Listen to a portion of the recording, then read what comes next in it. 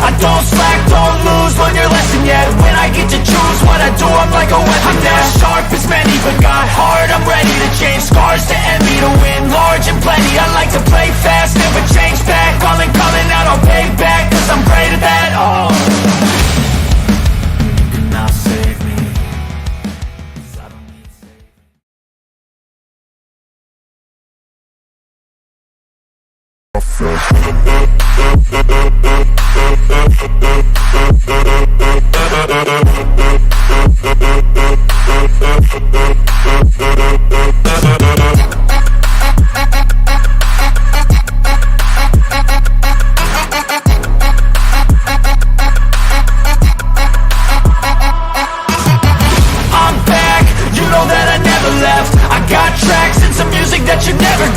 I don't slack, don't lose, learn your lesson yet. When I get to choose what I do, I'm like a weapon. I'm not sharp as many, but got heart, I'm ready to change. Scars to envy, to win large and plenty. I like to play fast, never change back. Calling out, I'll pay back, cause I'm great at that. Oh, you cannot save me, cause I don't need saving.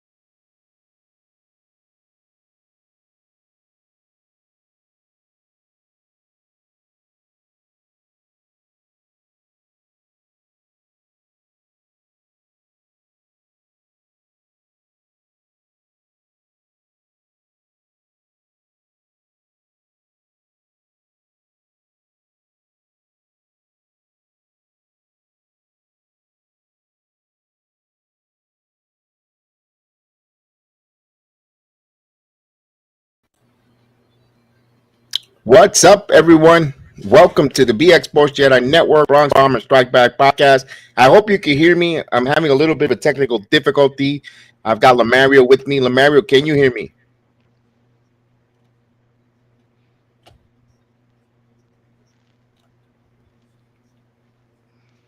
Can you hear me, Lamario?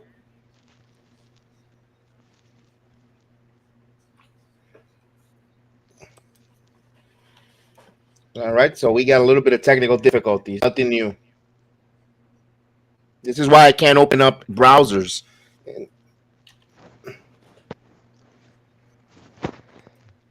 Can you hear me? Hello, everybody. Hope you guys can hear me in the chat. Let's see.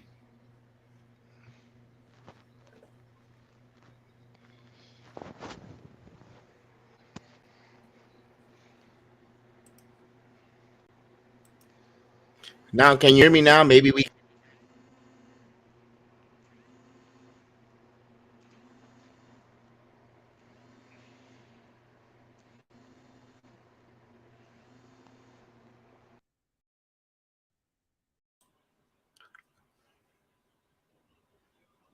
Okay, now. Can you guys hear me now? Hello, Jose Melo. Salute. I don't hear. Wow, this kid is. All right. All right. So I can't hear anyone right now. I'm having a little bit of technical difficulties. If you guys can hear me, please, Jose, let me know if you can hear me in the chat. If you cannot hear me, let me know.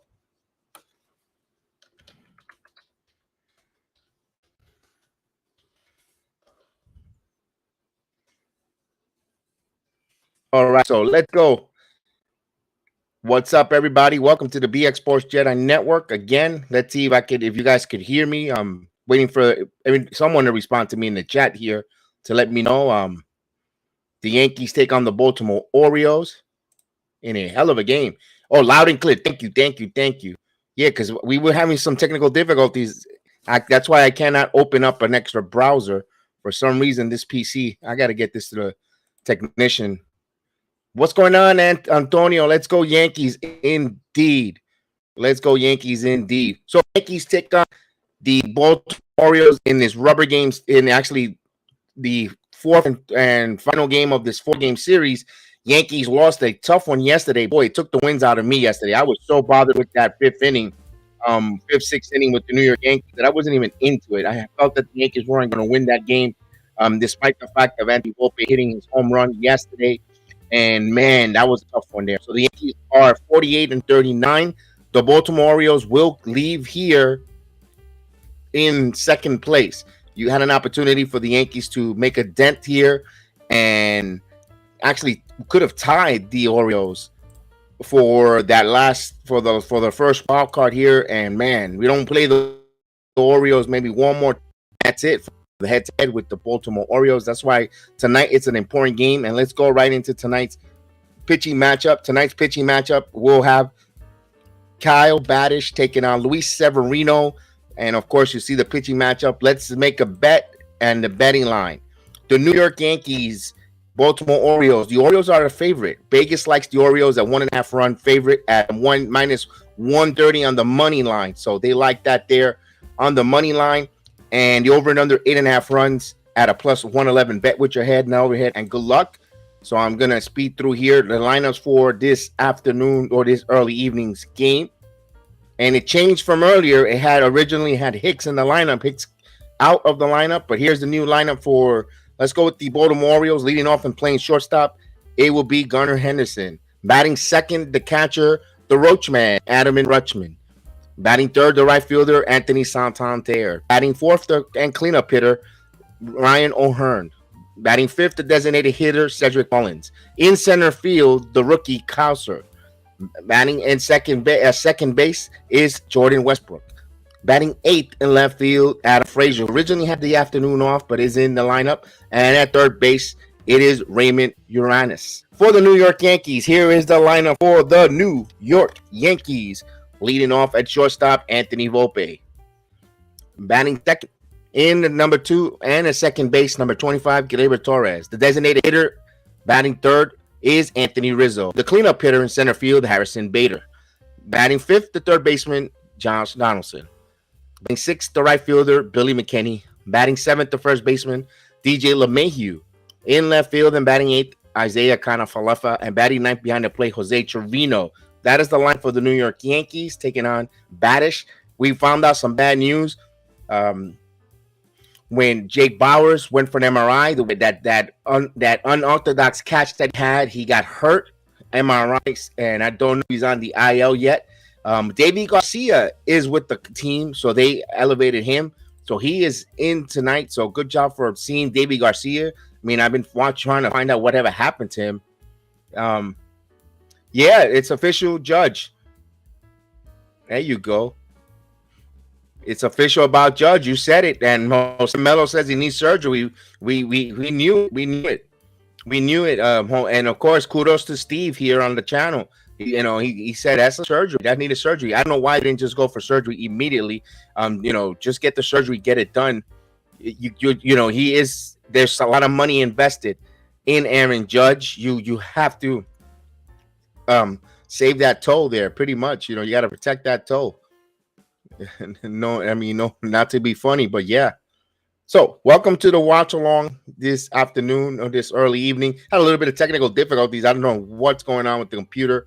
And it's a new one. It's not an old computer, but for some reason it's running slow whenever I open up more streams. And let me bring in Lamario. Hopefully, Lamario, my stream don't go haywire with him on there. So, what's up, Lamario? How are you?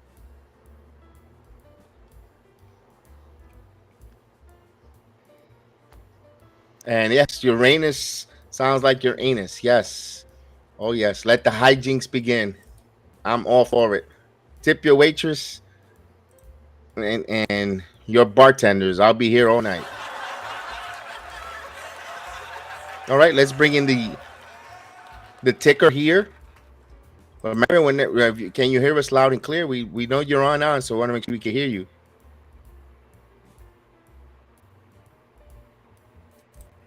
I'll make it smaller here. There we go. Uh-huh. All right, so Severino getting his warm-up pitches. Now, Severino, I'll give you his numbers. Sevy now, 1-3 record with a 6.30 ERA in 40 innings pitched, 48 hits, 34 strikeouts, 8 walks surrendered, and 10 home runs given up. And, of course, it'll be IKF in left, Bader in center, McKinney in right, Donaldson at third, Volpe at short, Torres at second, first base DJ, and behind the plate, Trevino. Now, stepping up to the batter's box will be for the Orioles, Gunnar Henderson. Henderson is the shortstop, and he is batting .237, 11 home runs, 30 RBIs, 59 hits, and 249 hit. And there's the first pitch in the strike. We're on the way. 0-1. And the 0-1. Down low, 1 ball, 1 strike. As we got Lamario here, but we can't hear his audio. Hopefully he can hear us. And the 1-1. Misses outside, 2 balls and a strike. I'll put the lineup scrolling in a minute as we get ready for the 2 balls and 1 strike count to Henderson. The pitch. And he fouled out of play.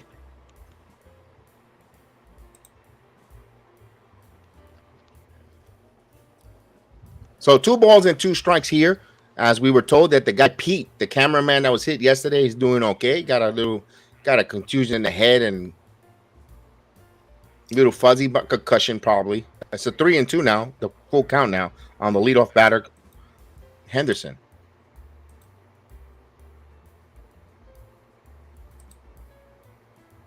I guess you always want to avoid surgery, but I felt ligaments usually don't heal themselves.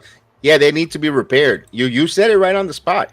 Ligaments need to be repaired. She just went and got that repaired. And the payoff pitch. This one is foul out of play. We'll do it again. Especially when the injury occurred, Steve, so early in June. I don't know the timetable, to be honest with you, on that ligament and the payoff pitch. And this one is hitting the air. And this was going back at the track at the wall. It's gone. A leadoff home run. Opposite field home run. 1-0 Oriole.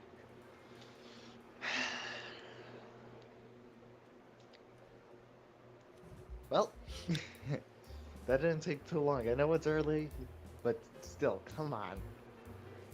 Wow. 1-0 Orioles. So the leadoff home run there now will bring Adley Rutschman at Cucarachero, who's batting .274, 11 home runs, 36 RBIs, 86 hits, and 314 at-bats. It's okay. And that's a 347-foot home run. Because they don't score anymore, it's fine, right? But here's Rutschman. And there's a strike to Adley Rutschman. A Cucarachero takes a strike. 0-1. Damn. Orioles already up top, 1-0. That guy hasn't even sat down in the seat. And here's the pitch. There's a strike. Quickly 0-2.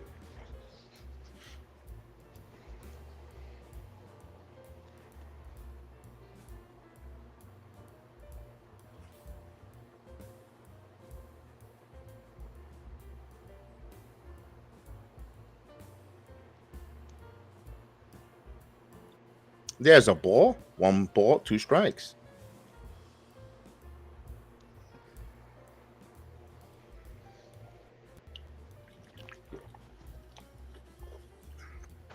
Look at my New York Post. Hold on, let me read this one too. 2-2. Let me put this one there. Looked at the New York Post. He was running on a non-gravitated treadmill starting Thursday. I don't know if Jose was right. He was throwing the balls in the outfielder, and I saw the video footage, but he says he can't put any weight on the foot, full weight on it. The 2-2 coming. Swing and a miss. He got him with a strikeout. I did the whistle. I didn't have enough time to get to the video.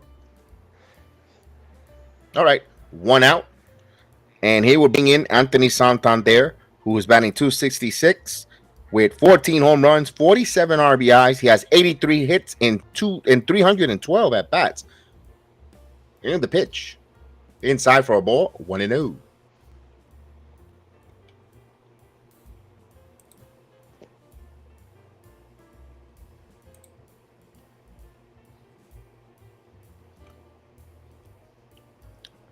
Two and oh. Oh, a fracture orbital bone. I thought it was a concussion. Oof. Someone, Pete Stendel's going to be on workman's comp. The 2-0. 3-0. So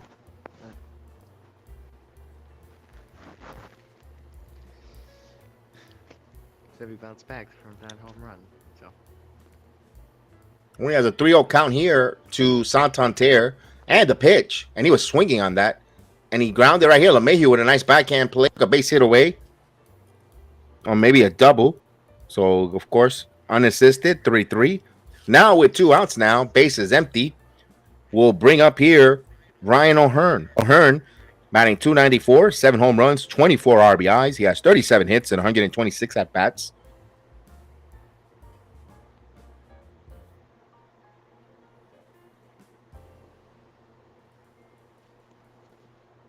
And here's the pitch. Misses for a ball. 1-0. You know what, Jose Melo? If this boy, I will hope so. I want to see Jason Dominguez here. The 1-0 inside. You know, if they were the Yankees, I would try to see what we have in Dominguez before pulling the Soto trade. You want to see what you got there. And the 2-0. Swing and a miss. 2-1. Because, you know, also Everson Pereira is having a hell of a season as well. I'm surprised the Yankees are overlooking Everson in the minors. Another one who's having a hell of a season, hitting from the opposite direction, opposite field. Here's a 2-1. This one is going the opposite direction. Speaking of that one, and he laces this one, and IKF is there for a 2-out single. So the inning continues for Severino here. He's at 19 pitches, 20 pitches exactly.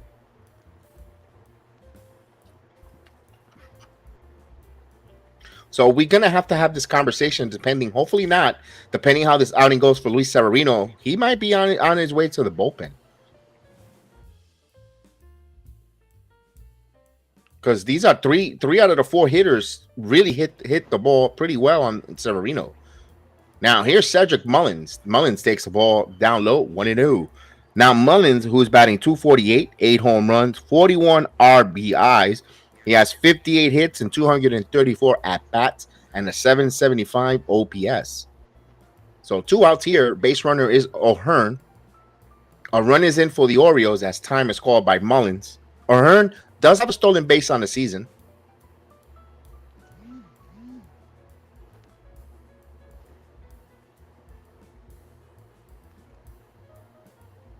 I don't know what's the delay here.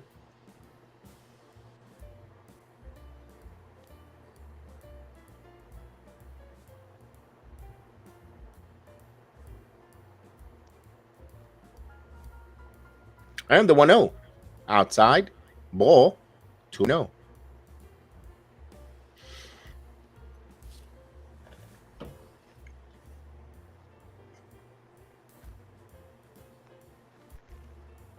The 2-0. 3-0. Boy, oh my goodness. He really gonna make this inning a long inning when this is a big game for the Yankees here in the regular season. Because you win the series, you gain some ground on the Orioles here. If you here's the pitch. No, walked. So we got first and second now. This is a huge series for the Yankees, standing wise. Also, you don't see the Orioles for quite some time here. You want at least gain ground on the teams ahead of you. If they split this series, it's like they're gonna come in like the way they came out, just the same. And that's not what you want with the Yankees. Now they're not this part of this season. We're just past a little bit over the halfway point mathematically, and now every games are going to start to count. So you can't start taking for granted. And the Yankees have done well here, winning some series lately. They really need to win this game. There should be a sense of minor or major urgency, to try to win this game tonight. A little bit arm fatigue. It could be that. It could be that. It could be that. But I'm thinking his best days, he's going to have to be a short reliever, eighth, ninth inning guy. I don't think he has starter capability. I'm sorry. I think he's a reliever. He's a super high end reliever. Let's see the play. Here's the pitch. There's a strike to Cowser. Now Cowser came up with a hit yesterday. Of course, his first hit, an RBI hit. So he's 1 for 3 on his major league career. Yeah, I mean, okay, we got him. Ground ball. Right there's Volpe. Volpe turns, throws, and he makes the play. Nice play there by Volpe. Got him on a tough hop there. The Orioles get a run on 2 hits. And they leave 2. And now we go to the Yankees one half of the first. The Trailing Yankees 1-0. tie it up, but with the Yankees offense lately, with the Yankees offense, it's very unlikely. Well, they've been hitting lately. Let me put the lineup there for those who are just coming in a little behind here. And you can see tonight's lineup. We'll have Volpe leading off. Hasn't lead off since May 25th was the last time that he led off and played this and batted this high up in the Yankee lineup. So Volpe will be the leadoff hitter, followed by Torres, Rizzo, Bader, Donaldson, McKinney, LeMahieu, Falefa, and Trevino. Now, no Jake Bauers. Jake Bauers went scheduled for an MRI. He landed awkwardly in shoulder. When he did that slide and made that catch there, that awkward catch, that basket catch. So he came up a little. Don't know if he's on the IL. We also know Davy Garcia has joined the club. They brought him up to the and I don't have a problem with Volpe leading off, Kev. He's pretty good. Yeah. But here's another, and here's the thing. We've done a 4-game series, and all 4 games the Yankees are taking a dartboard and throwing names on the dart. Meanwhile, the Orioles kept the same lineup pretty much, except when they change a couple of players here and there. But it's always the same lineup, the same batting order. That's more refreshing. I hate this every day. I have to guess what the lineup is and wait, and the Yankees don't post it until the very last second. It's like it's literally look like they just take a dartboard and just throw names because that's how it is. I've tried, I like to prep early, and the lineup. And boy, it feels like they just make it up. Hi, Maria. Good evening. Let's go Yankees. Yes, indeed. I hope you're doing good. So here's Kyle Badish. I gave you Badish's numbers, but I have no problem giving them to you again. A 4-4 record with a 3.58 ERA, 78 innings pitched, 73 hits allowed, 74 strikeouts, 21 walks, and 8 home runs surrendered. Again, when you're in the Yankees, you got to be patient. You got to put hitters up there. And Bauers, before was really good at the leadoff spot, taking pitches. So it's 1-0. And the pitch. This one is line. This one, the left field. That just stood up there by Santander. He lined that one to the right fielder for the first out.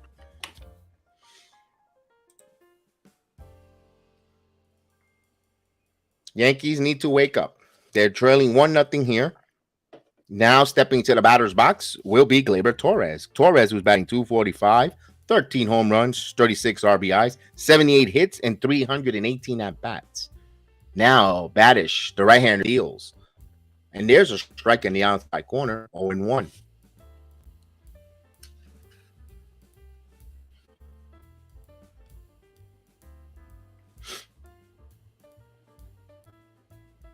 And the pitch, low. 1 ball, 1 strike.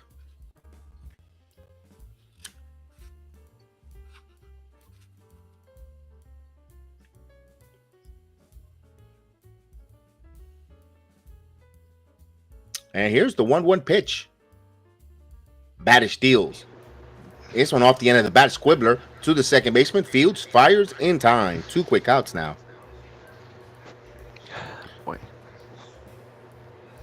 Now, 2 outs, bases empty, will bring up Anthony Rizzo. Rizzo batting 260, 11 home runs, 38 RBIs. He has 77 hits and 296 at bats. He is the designated hitter. Boy, did he miss hitting a home run that would have excited. And what about the Yankees back from dead yesterday? Just missed it. It sounded great off the bat, but it was just off the end of the bat there as he steps in. He's the designated hitter tonight, by the way. And this one, he first ball swinging, foul, 0-1. Yes, Yankees look like an old truck getting stuck in neutral or on first, second gear, trying to go up that hill. I agree. That's a good analogy there. The pitch misses outside. 1 ball, 1 strike. He tried to slide her on the outside corner on Rizzo.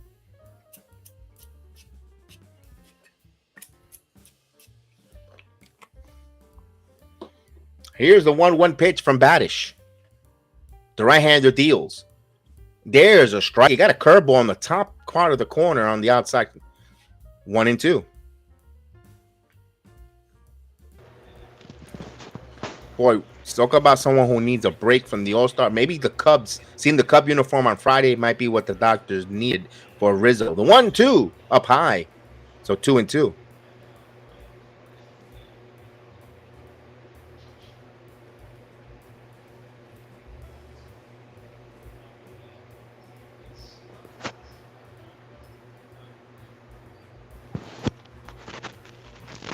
There's a ball. Now the count runs full. I saw the Mets were down to the last strike yesterday, and your boy there. When I saw that highlight there, Steve, I thought of you there.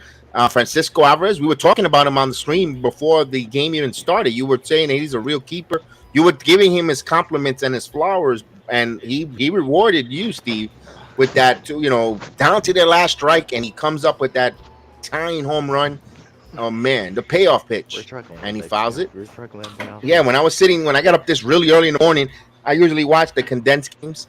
If I missed like the Yankees on the West Coast, I watch the condensed game, or the Mets. I watch the condensed game just to see how they're doing and so forth. And when I saw that, man, boy, I thought of you immediately. I was like, look at that. Steve was talking about him. So if your ears were ringing at 3:45 in the morning, I apologize because that's me.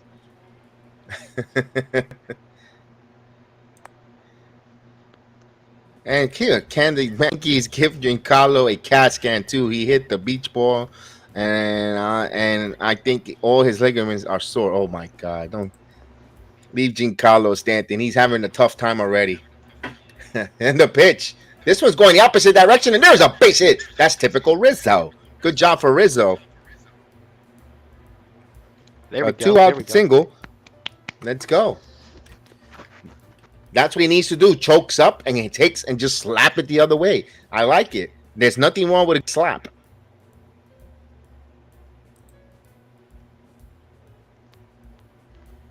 Now, here's Harrison Bader with 2 outs now. We'll get the Bader time in a minute after the first pitch. I'll give you Bader's numbers as well. There's a strike. He's batting 263. 7 home runs, 28 RBIs, 36 for 137 at bats. It's Bader time. Let's go.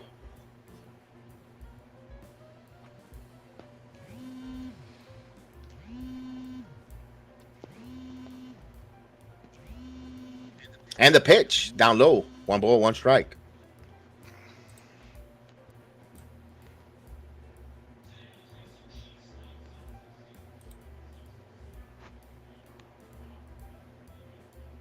If he keeps running like he did, he's gonna get drilled. Ooh. The pitch. Wow. 1-2. There it is. He's master. Let's go.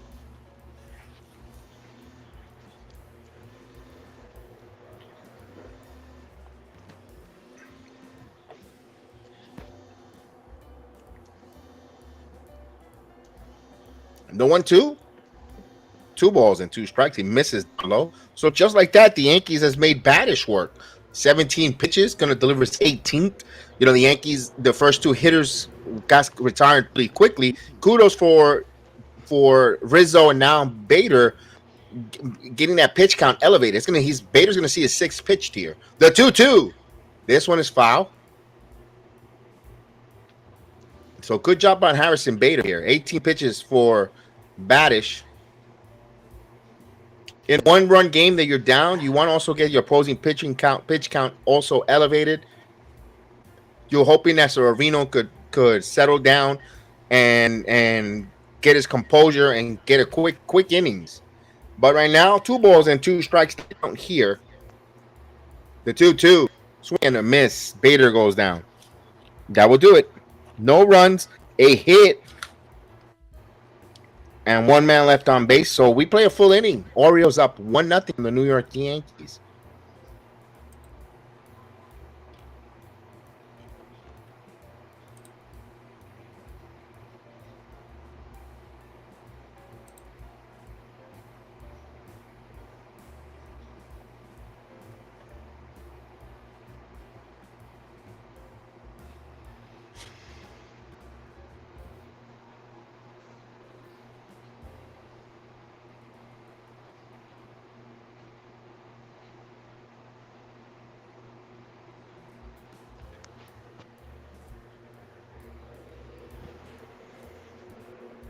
Oh boy. Victor Wembanyama already started in some issue, huh? You saw that, Jose Melo? Victor Wembanyama, the NBA first-round pick, his entourage, or in the words of Phil Jackson, his posse, they slapped Britney Spears in Vegas.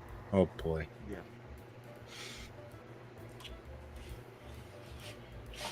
Yeah. Just as long as he doesn't, oops, I did it again. You know what I mean?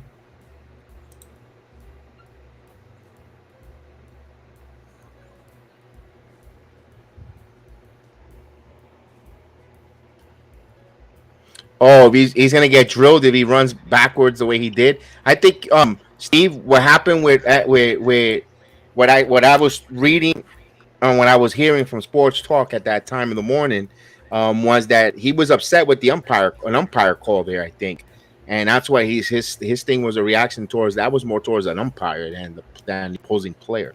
That's what I was told. I don't know what truth is that because I didn't remember. I saw the condensed game, so I didn't. They don't show that type of those increments of what happened.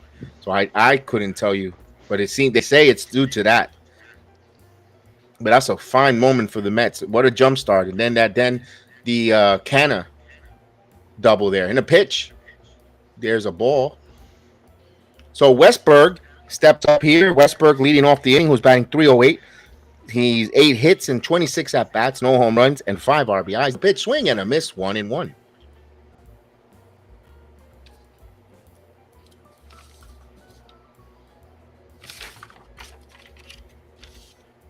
The one up the middle. Severino has a glove on it. Severino has to hustle, throws, and gets him. Boy, it didn't look clean there, but he got it done.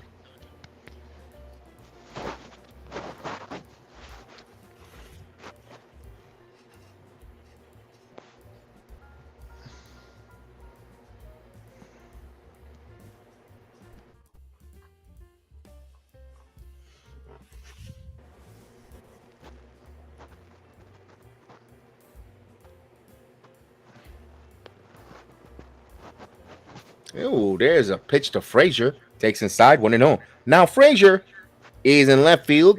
Hick was scratched with us, so he's batting 226, 10 home runs, 38 RBIs, 58 hits, and 257 at bats for Frazier. It's 2-0. Here's the 2-0 pitch. This one is foul out of play. 2-1.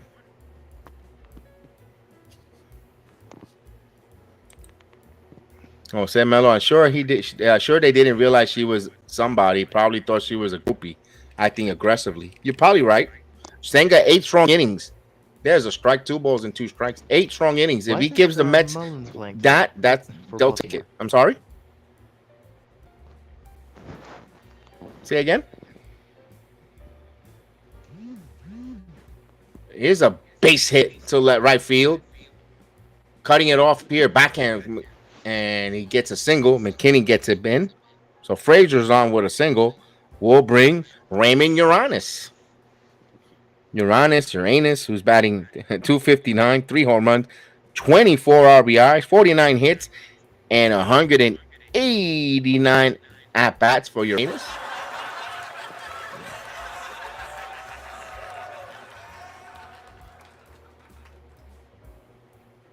It's Urias, but we making fun of it.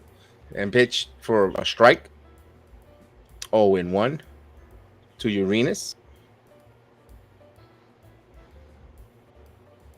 No, I don't think so. That's Adam Frazier. I believe we're talking about Todd Frazier. I might be wrong. I know we had Frazier. 1-1.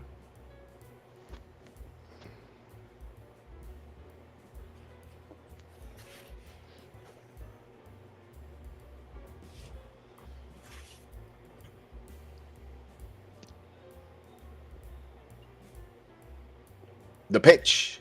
This one chopped foul. 1-2. Now Frazier has 7 stolen bases on the season. I wonder how. Well, Orioles do run. They have quite a few players with quite multi-number of stolen bases. So, but Trevino is the catcher behind the plate. He actually neutralizes the running game more than Higashioka. Throw over the first, and he got back there. Severino has some good pickoff move there. That snap throw has gotten picked up for quite a few players this season. 1 ball, 2 strikes. Now he keeps an eye on Frazier. The 1-2. Swing and a miss. He got him.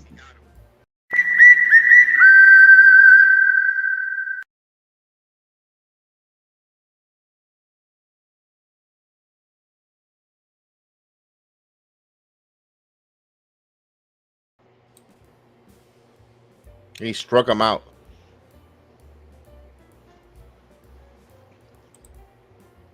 And here's Henderson homered. You know what? You're probably right.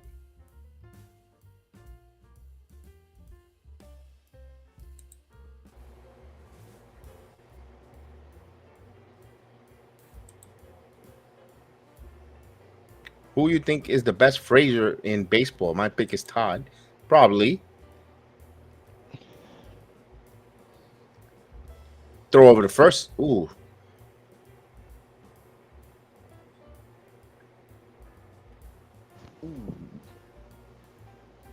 Got back in time.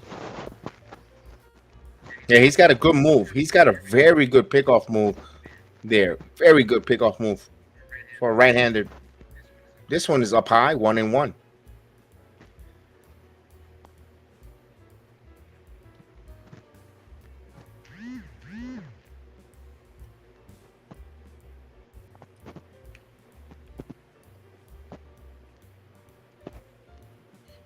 Severino checks the runner. Now the 1-1 pitch. This one is foul out of play. It's still now 1-2.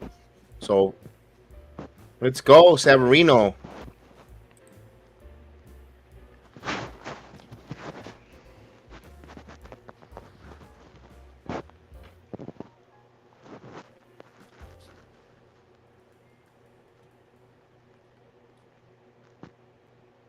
And the 1-2.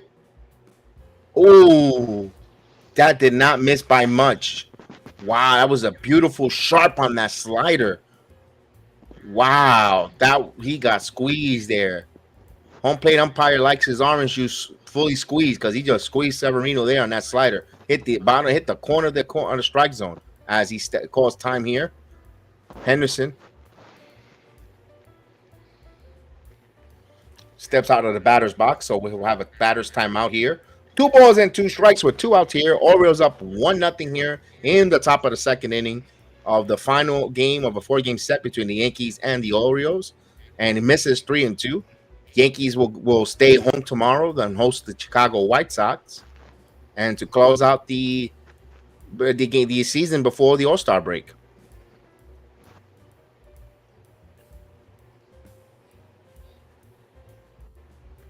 And the 3-2. This one's going the opposite direction, but fire KF. It's a base hit. Now he's going to second, and aggressive running by Henderson. Once again, the Yankees are getting burned with having an infielder playing left field. Telling you, left field is a problem. Left field is a problem.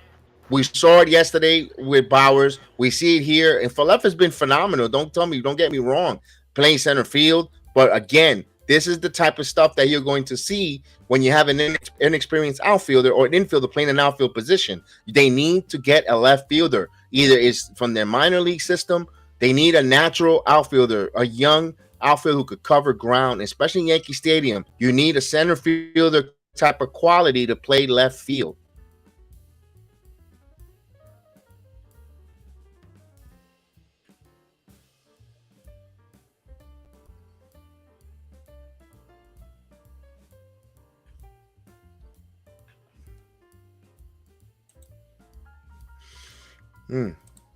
So second and third here.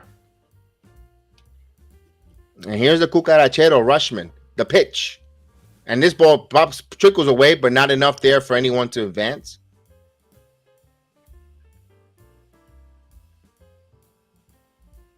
Look at that. The best $15 you ever spent. Thriller Manila. There you go.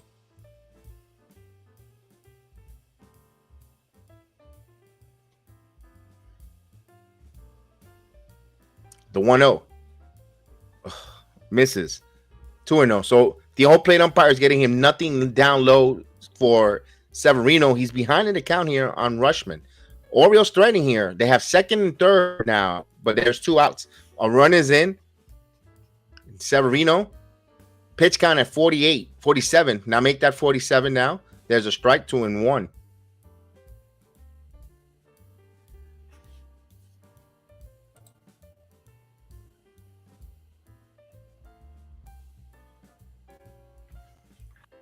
And the 2-1. This one is foul. 2 balls and 2 strikes to count.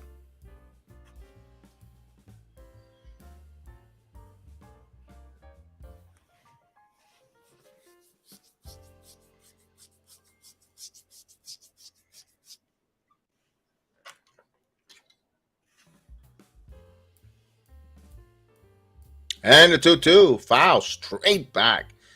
It's still 2-2. Santander is on deck.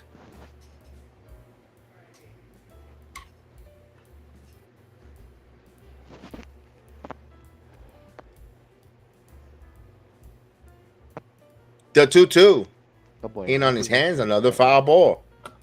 So Severino already at 50 pitches here. And he's not out of the second inning.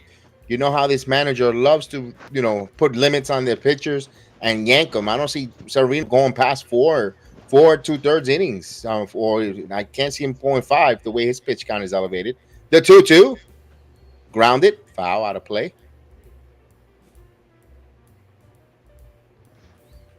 Yeah, Frazier and Ali both were hospitalized after that. Yeah, I think that's what influenced Rocky 1, Steve, if I'm not mistaken, when both Apollo and Rocky both go. The 2-2. This one is popped up. And it will make the seats souvenir for the fans. Jeez. Okay. So long inning, right, Lamario? Long inning. Let's get him. He's back. It's a nine pitch at bat here.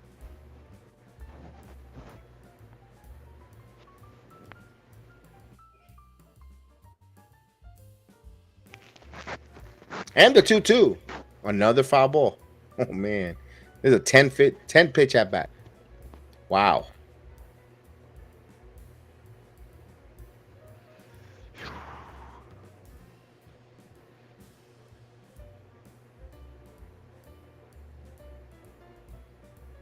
Baltimore. Now the pitch. This one popped up, and it goes another foul ball. 11 Oh boy. pitch at bat. Yet, yeah, another foul ball by the Redskins. I mean, Hey, he's making contact. You got to give him kudos. You know. this kid's got heart. He's It's the reason why he's an all-star top prospect when he was coming up from the minors, and how he's turned that Baltimore franchise around. Here's the 2-2 pitch. Another foul ball. It's a foul-a-thon.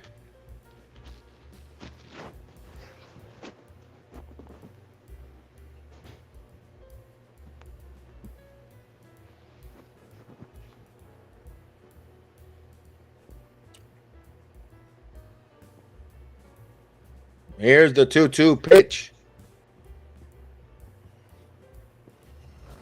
This one is pop.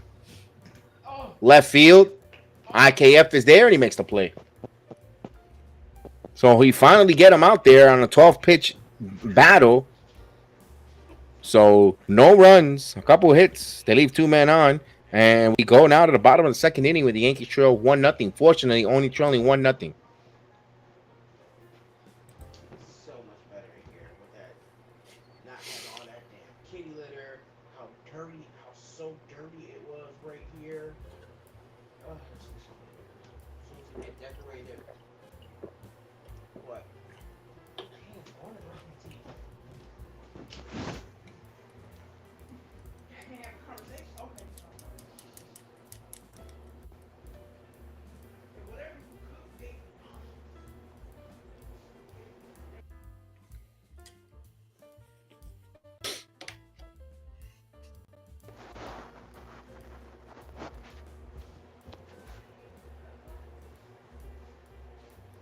All right, so waiting for the inning to start.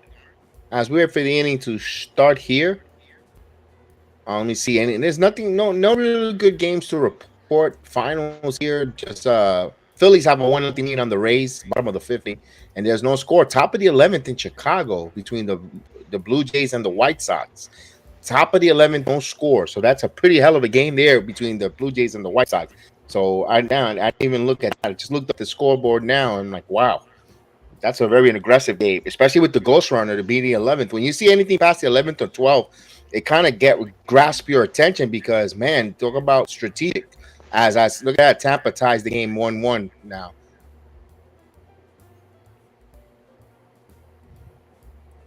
Boston and Texas are tied at 1-1 too. And Toronto and the White Sox, they got a doubleheader after that. So my goodness, they're playing extra innings here, and they have a doubleheader right after that. So wow, twin bill there for the Blue Jays. Boy, would it be something if the White Sox sweep that doubleheader and it finishes late, where Toronto has to travel the next day? That'd be muzzle top.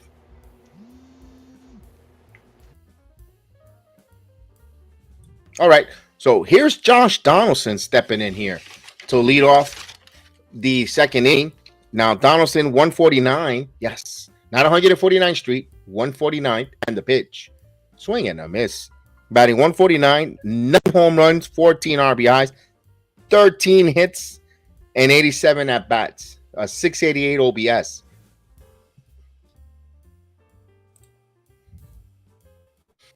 And there's a ball, 1-1. Ooh, the best seats you ever had was Camden Yards, right next to the dugout. But the game never started. They waited 5 hours in the afternoon till, oh, that stinked. And see this. Let's read this in a second. There's a pitch to 1. I'm hearing the Juan Soto trade, but the Yankees must take on Tatis too. They want to unload up right now. Padres don't believe in Tatis after. So if you take Soto, you gotta take Tatis. Why not? You could always flip Tatis.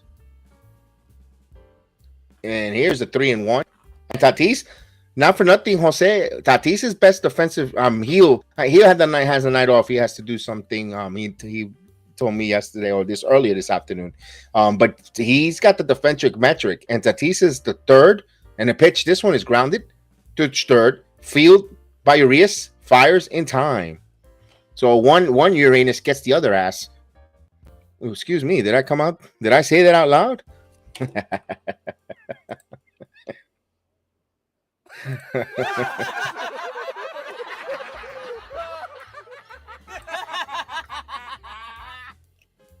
Here's Billy McKinney.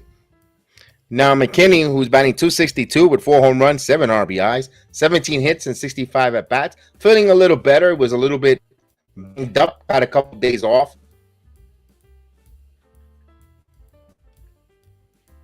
And yeah, so back to what he was telling us about the defensive metric. I believe he said Tatis was like the second or third best player in Major League Baseball in defensive metrics, and the 1-0, 2-0.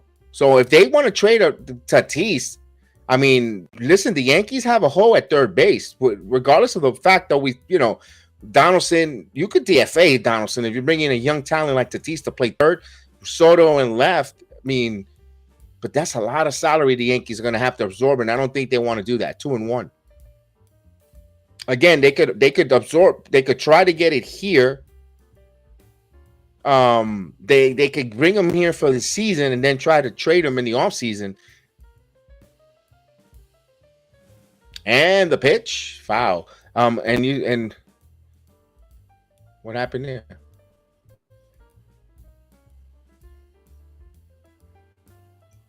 Well, hit the umpire. Yeah, ball don't lie. Siri, that would be a guy with Lions fans.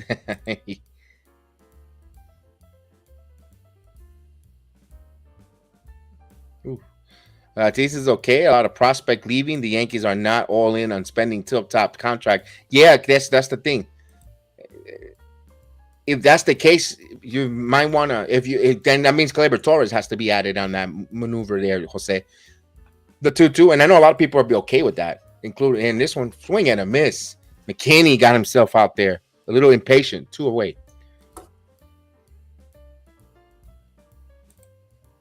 No, he goes. Tatis is okay. A lot of prospects. Oh yeah, they've been bitten by the Wilpon mosquitoes. Yeah, they must have a cheap transfusion. And of course, they're highlighting the left field. Left field has been a problem. Here's DJ LeMahieu. LeMahieu takes a call strike. Now DJ's batting .219, 7 home runs, 27 RBIs, 58 hits, and 265 plate appearances. I looked down real quick, and it was KF that had the 1. Pitch. Ooh, LeMahieu inside out. That one 0-2.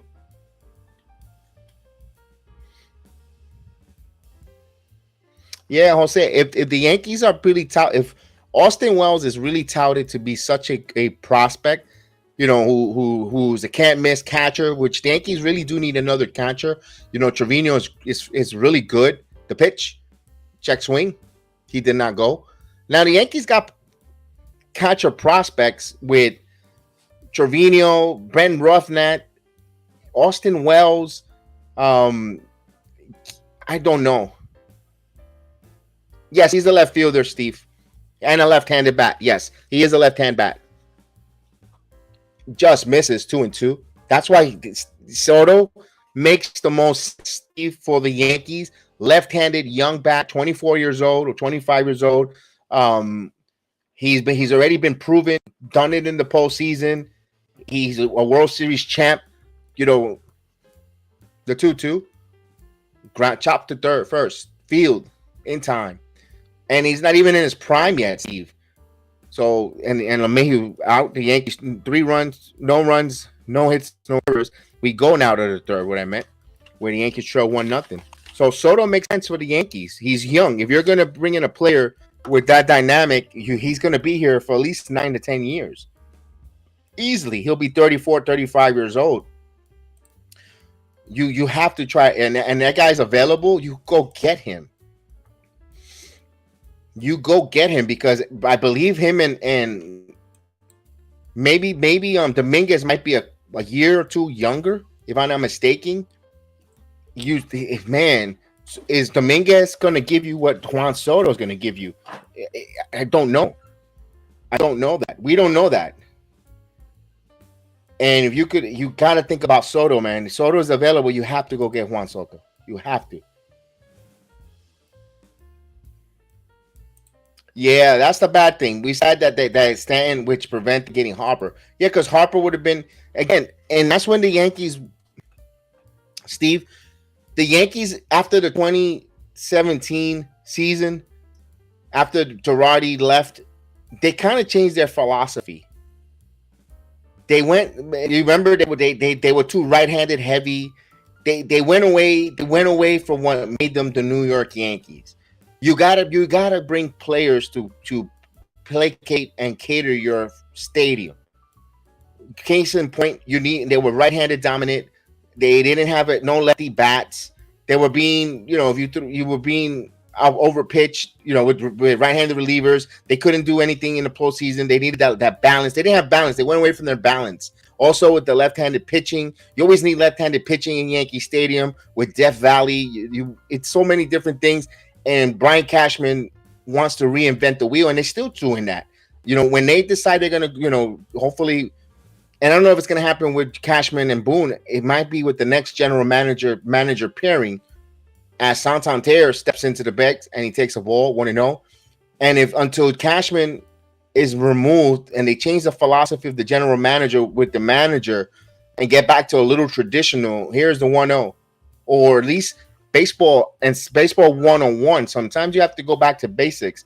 You need power in your corner outfielders. Or in your first and third baseman, a left-handed hitter for Yankee Stadium, and this one is ripped to field over the head of McKinney. McKinney fields, fires, throws quickly, and holds him for a single. That was a nice play by McKinney, but Santander is on with a leadoff single. So yeah, and that's the problem here. They want to get power in the wrong position players. It's nice to have that, but we don't need home run hitters in your middle infielders. You need good, solid contact hitters who could play, defend, and play well. The pitch here to O'Hearn takes a strike.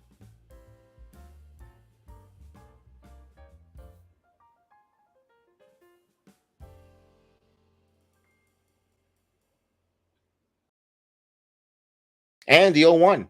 This one ripped to right center field, back, and now on over the head of IKF. Another misplay by the left fielder. And he's coming home and he's going to score 2-0. The inexperience of the left fielder. I'm not saying that a left fielder might have caught that ball, but he might have played it a little different. IKF, he took it wrong. He read the ball wrong. That route was taken wrong. He started cross instead of backing up. He couldn't catch up to it. He's not an outfielder. And again, that burned the Yankees again.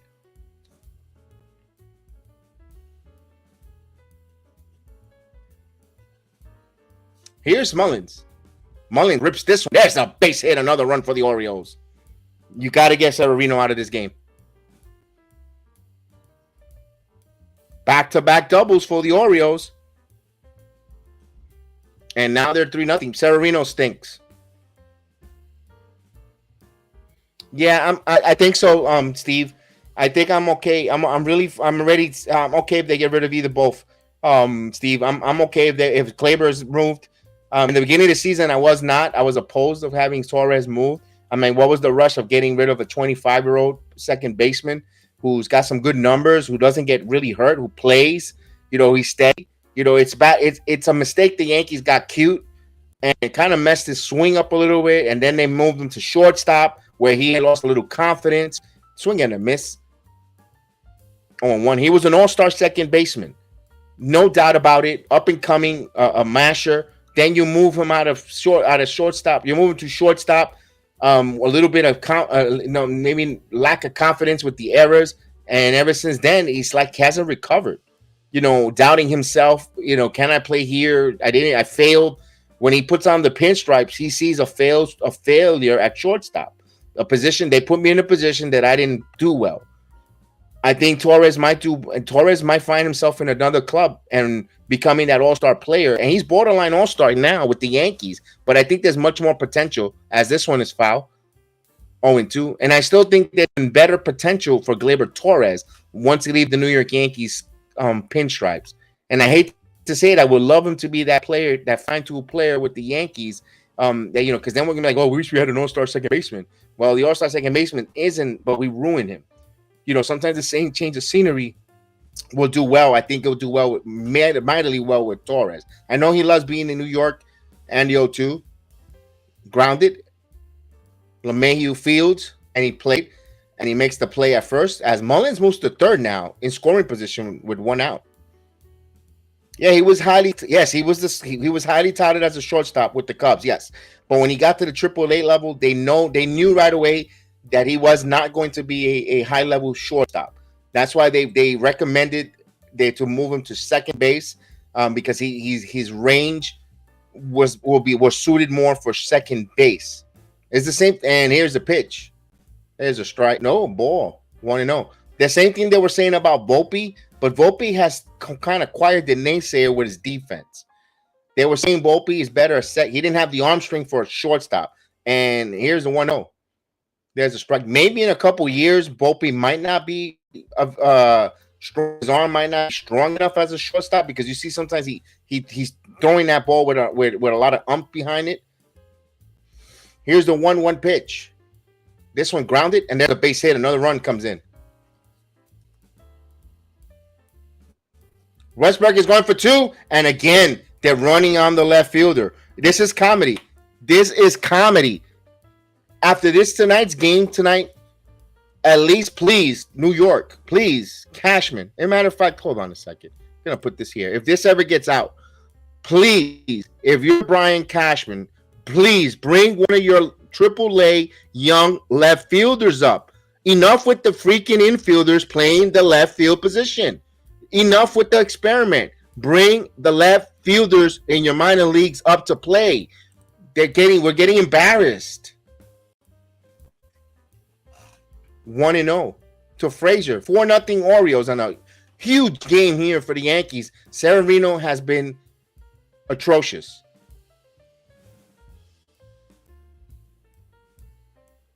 There is a line base hit. Let's see if they're going to send them. But no, it's Bader. Bader controls that there. First and third now. 1 out. 5 hits. 5 hits. 5 hits, guys. 5 hits.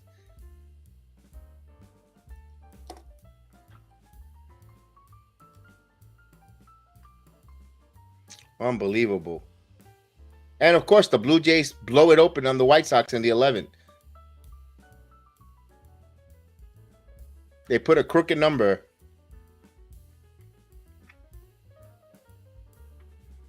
Wow, boy, this one's getting ugly fast.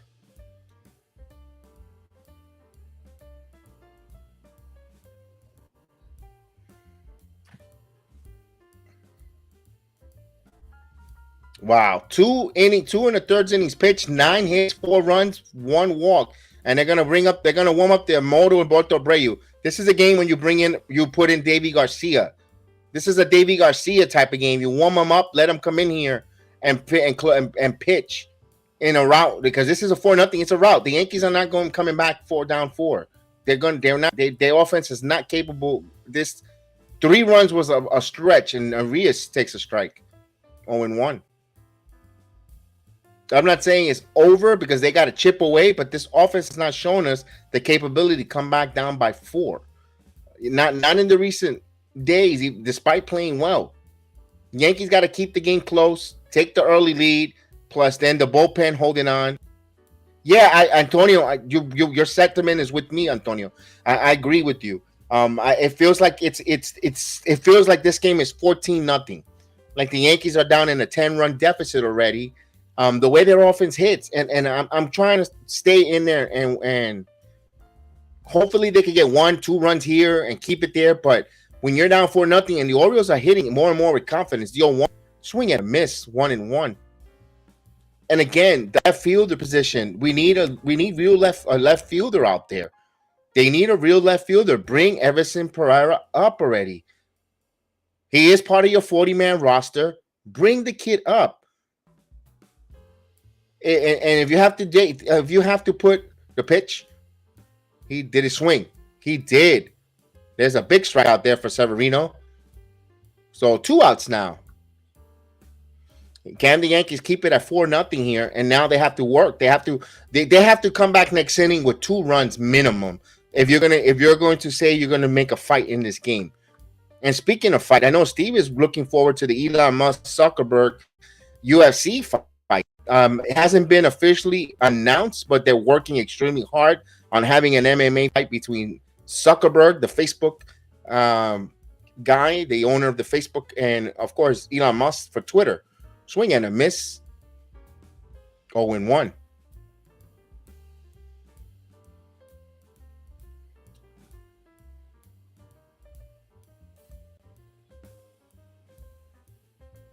So Yankees trailing here 4-0. The pitch.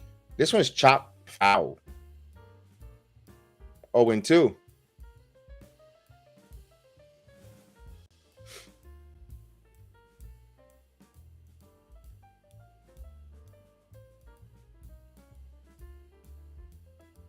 Yeah, you gotta bring Antonio. You have to, and even it got me so.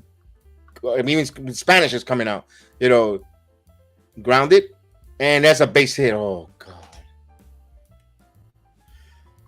Run scores. So, and the Orioles are just tattooing here. They're going first to third. And now they leave 5-0, and now here comes Buffon to take out Severino.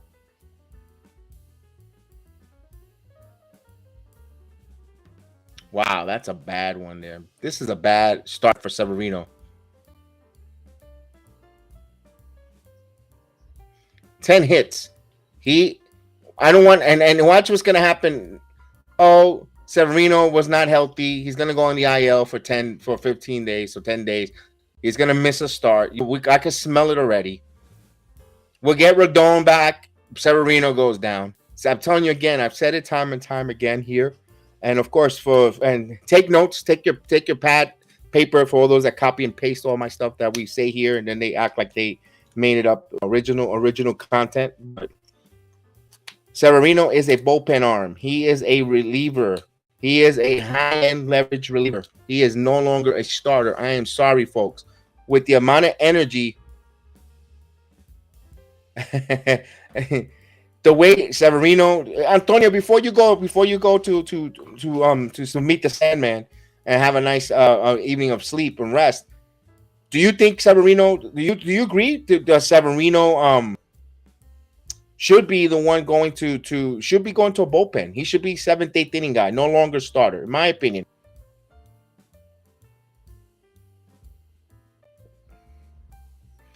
Oh, let's go seedless dreams. Let's go. Orioles Magics. Yeah, the Orioles right now, the first 2 games didn't feel like the Orioles season. A tale of 4 games there. And good kudos. They're waking up there. They were on the verge of getting 4 games swept. Seriously, because yesterday you got to hope you guys that Baltimore send some crab legs or some crab cakes. Some crab cakes to Boone for thanking him because he really stunk it up as a manager. Gave you that game yesterday. His stupid managerial moves helped you guys get that game yesterday. You got a rookie who was pitching phenomenal 5 innings of shutout baseball. He put him in for a mop-up reliever to come in and against the Orioles, like on a disrespectful. You gotta just so make sure you send some of those delicious Maryland crab cakes over to Yankee Stadium. Attention, Aaron Buffon, or you could call him Boone because he at least got your respect because he got you guys a victory. Here's Rushman, the cucarachero, takes the ball 1-0. Yeah, so the Yankees now, if they bring another starter here, don't go quickly pulling Domingo or Schmidt. Personally, I know everyone said Schmidt. You crazy? I'd rather have Sevy. I'd rather have Sevy in the bullpen. Give me Schmidt. Let him pitch. Let him pitch early. If you want to put Sevy, you want Schmidt and then Sevy right after him, you could do that piggyback there in your 5 starter. Personally, You did if they bring, let's say they bring a Blake Snell with the Soto trade. I'm just hypothetically saying, or they make a deal.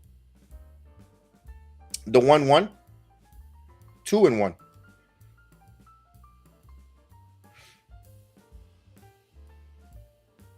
Again, this is a game you called up Davy Garcia.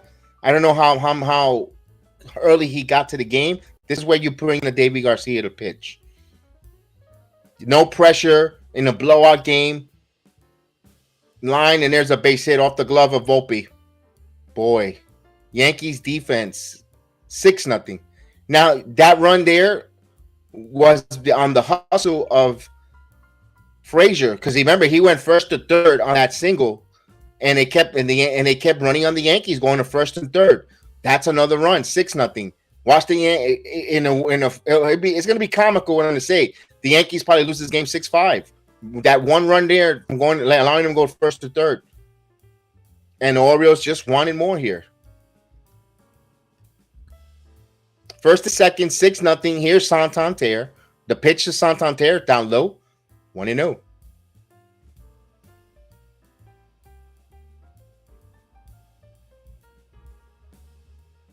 Maria, he's not a starter, Maria. That's the problem with Severino. He's not a starting pitcher. He wants to be a starter pitcher. Oh, so Steve, so how was the, well, of course, lobster's lobster. Lobster's always king too. Whenever you're gonna have any of the crustaceans, whenever you can have any of the crustaceans feast, me personally, give me the lobsters. You can have the king crab legs, the snow crab legs, you can have all that. Give me the lobster. 2-1. I couldn't care less for all those other. You get full of sucking air when it comes to the king crab legs. And all right, just give me the lobster. Go to the tail and go to the claw. Let's go. Main lobster. The 2-1. As he hop skips, did he hit him? Yeah, he got hit by pitch. Base is loaded now. Oh boy, this is getting out of hand.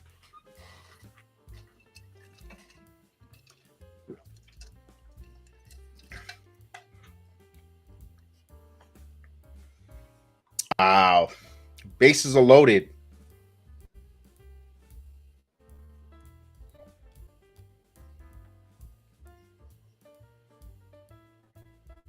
Severino has a 7.7 ERA. No good. That's not starter material. The pitch. Ball outside, 1-0. Free agent to be at the end of the season, it's safe to say he will not be returning to pinstripes. Here's the pitch. There's a strike. I don't think Severino returns to the pinstripes. 7.7 ERA and 42 and 2/3 innings pitch.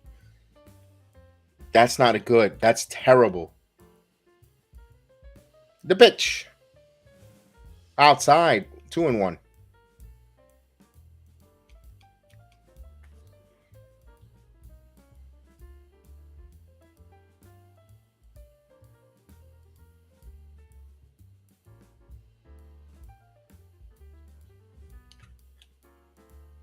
Another 2-1 pitch. Swing and a miss. 2-2. So could we please be done with this long, dreadful, ugly inning?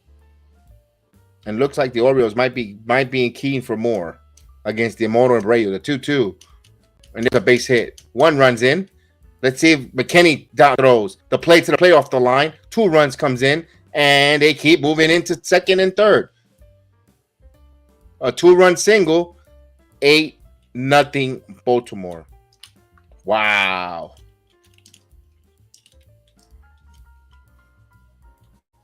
I guess you're going to warm up Donaldson or Falefa. Wow, the Orioles hit keeps coming. The Orioles are a good hitting team. Look at the way they're balanced there. The Yankees, it says a lot about Domingo, Herman, and a bullpen with the game one, and the second game when they took from Clark Schmidt. They good job there, and then Randy Vasquez did well until you brought in again the mop-up duty reliever Nick Ramirez, and he just didn't have it. as Mullins swing and a miss, 0-1, and then that just you give an inch and the Orioles is taking a yard, pretty much here. This is why you don't. This is why when you're up 2-0, you can't punt. You can't get cute. You had a rookie pitcher yesterday, and which didn't hurt the Yankees. Period. But you don't sit Harrison Bader, who is your best center fielder or your best outfielder. When you have infielders playing the outfield, you gotta have Bader in there. Yesterday you had the juggler to go 3-0, and you punted the game yesterday, in my opinion. Now here's the Orioles giving you right in the punch in the mouth. Up the middle, Volpe Fields throws in time. That will do it. 8-0. Hey, Heel. Don't worry. Do what you got to do. Don't worry about it. Heel, if you remember, just in the chat real quick, if you remember, what is Fernando Tatis' defensive metric? You told me he was, what, second or third in MLB is defensive metric? Best player defensively. I thought we had that conversation, if you recall that, because it just his name came up a little earlier.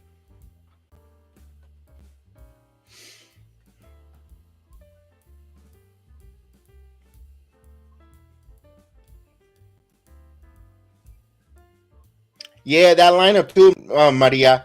I agree with you. I'm not gonna highlight the comment because they had that first word, but you're good. You're good though. You're good. You know what? It warrants it because that was, that's the way I feel.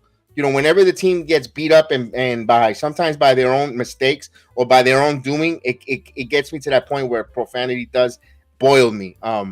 Yeah. Okay, here it is. Here's what Heel. Thanks, Heel. That's the one. There it is. Tatis Jr. is second in defensive run saved.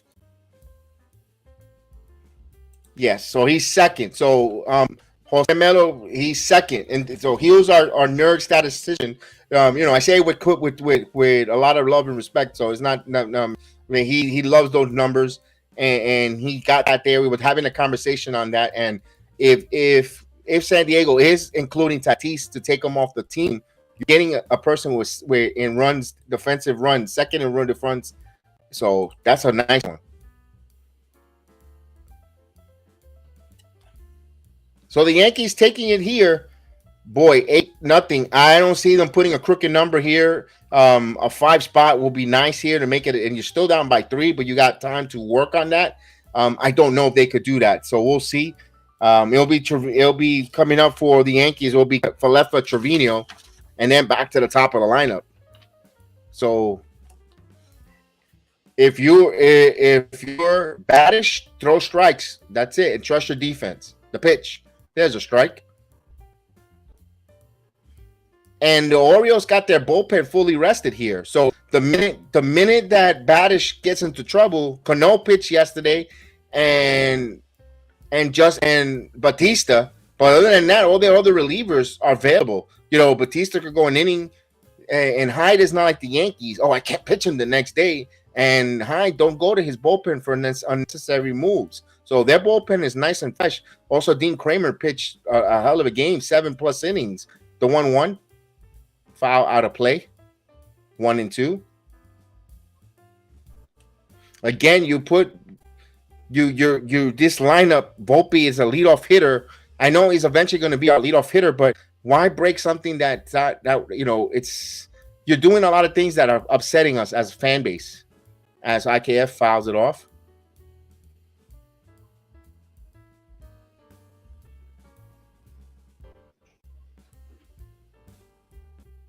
There's plenty of time. You're down by 8. You got to go, kid. You have to. This is where you got to trust each other and move the baton. And Falefa now, weak ground ball to second, grounds out, 1 away.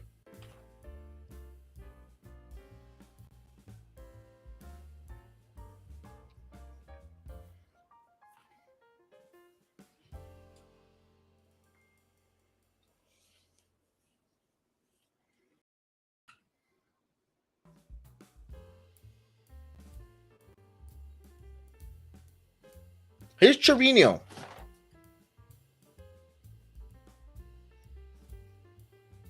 There's a strike.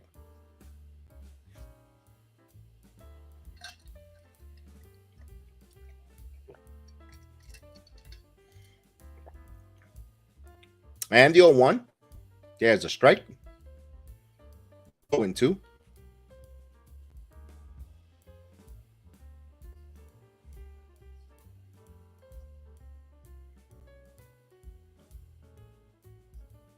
Ooh, foul tip.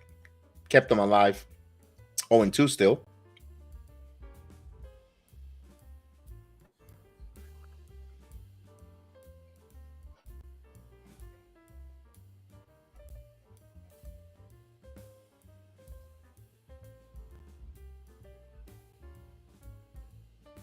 Just missed. 1-2.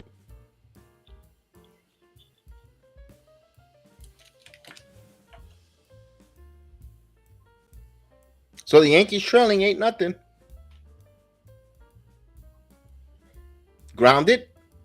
The third. Urias feels it. Got him. 2 outs. And nothing's hitting hard. Nothing. Everything is ground ball rollers. So the defense getting their ground ball rollers.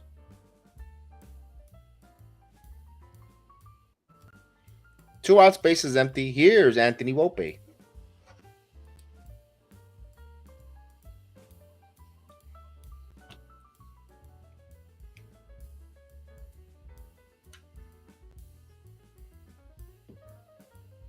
There's a pitch down low. 1-0.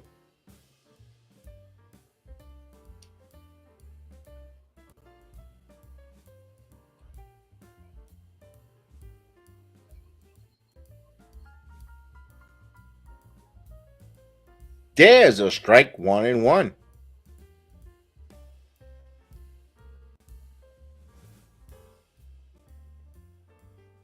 Wow, Volpe is 4th in shortstops and home runs of the shortstops in Major League Baseball. 4th. This one's foul. 1-2. But you want him to have more contact. You want him to get on base more. You want him to have a better batting average. The power is there. We know the power is there, and the RBI is there for Volpe, and defensively pretty well. With him, we just want to ensure that he just gets on base and has better batting approach. But that comes with experience. It's 2 balls and 2 strikes to count for Anthony Volpe. So he has to cut down on his swing and misses, especially if you're going to bring him in the high part of the lineup. He's got to have more contact. That's why I think he should stay at least for this remainder of the season, back to the 8-7 hole, and he swings and a miss. I think this premature jump here for the Yankees to put him here as a leadoff hitter, my opinion, as he strikes out here, I think that was premature. I think they should have waited, but I go again. You can't help it. It's wherever the manager throws the dart in the dartboard, and that's the lineup for the day. That's what it looks like. He just goes, oh, let me go, boom, boom. I mean, my goodness, this is like little kid type. It's like a little kid making his baseball lineup. Because my God, every day is a different lineup when it comes to this organization, this team.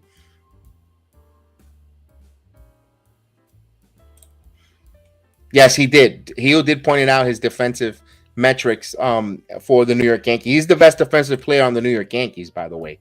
That's been said over and over time. But yes, you did mention that, Heel. And he's been the best defensive player of the Yankees this season. And you have a rookie. You know, when you have supposedly 2 platinum gold glove first baseman and a gold glove third baseman, and 2 of them with LeMahieu and Donaldson, and your rookie is your best defensive player. It says a lot. You know, it sounds like you guys are so ungrateful or malcontent, or I don't know what I'm trying to put adjectives with it. Whatever, all that stuff as a Yankee fan, but meanwhile, you guys are complaining you're 8 games over 500.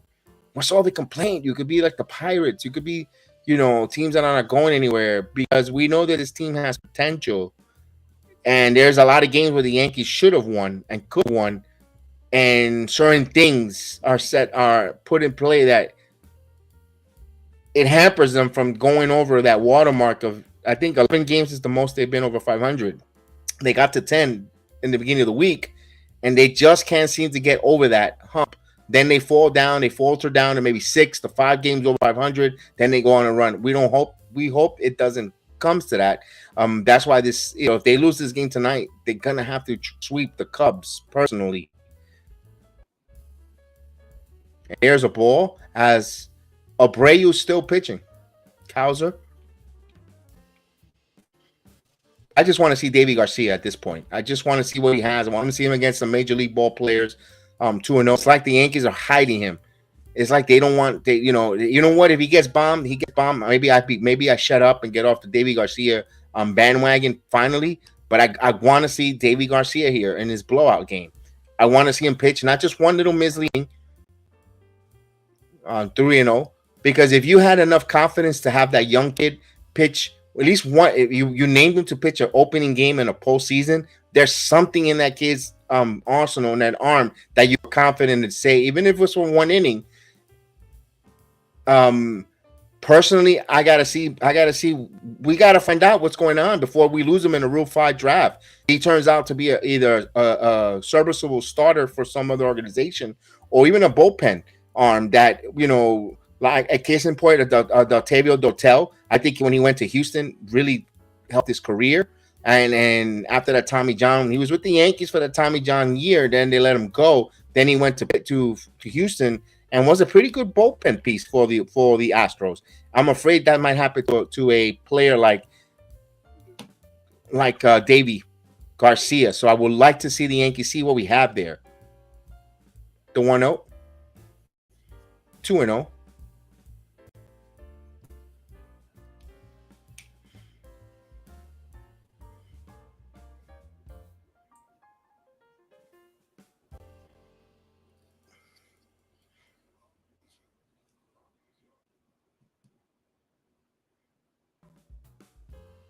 3-0. So this kid is not throwing no strikes.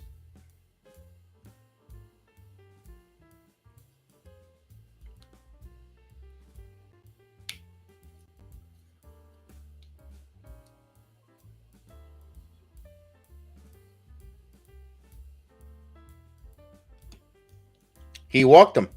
So the first two batters, back-to-back walks. This is where you need your pitching coach to have a conversation with the pitcher.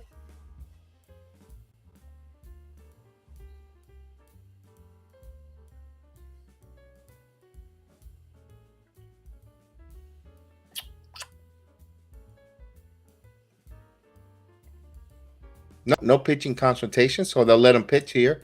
Here's Frazier. There's a strike as he gets the Bronx cheer from the crowd.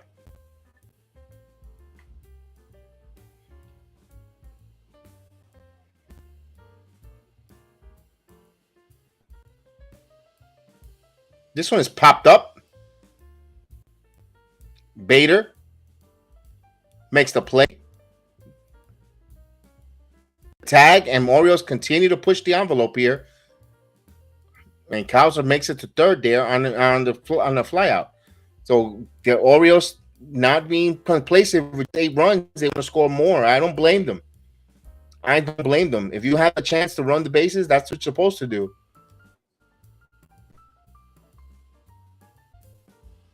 So first to third, 1 man out. Here's Uranus.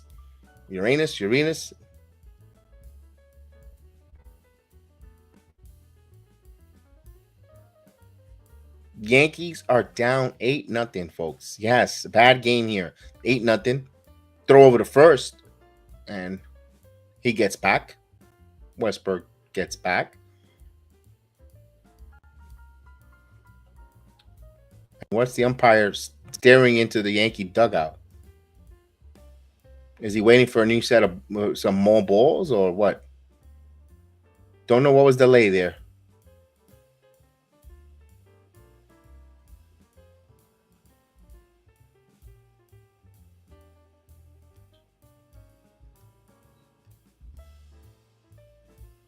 The pitch. There's a ball. 1-0.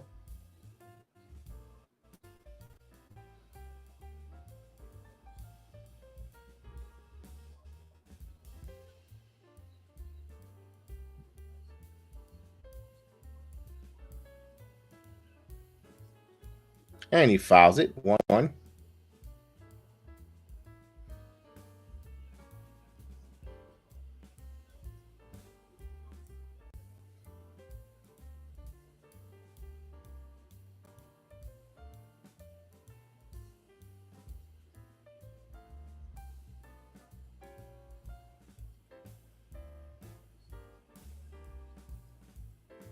Here's the 1-1.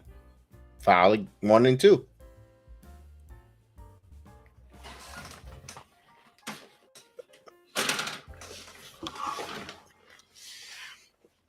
All right, so 29 pitches for Abreu, but he's going to take the brunt of this here. He's out there for as long as he could go for Abreu before they go to the bullpen and the 1-2. 2 and 2. And he's just nibbling. At this point, 8-0. Just throw strikes. Throw strikes, trust your defense. Although the defense has let the Yankees down, especially left field. That field has become, in this series, issue. This one is foul back, out of play. 2 and 2 still.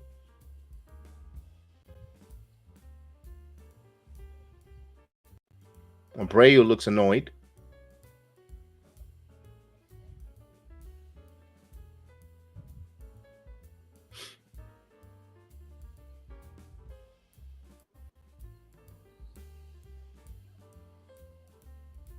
Oh boy. Line into left field. Another run will score. 9-0.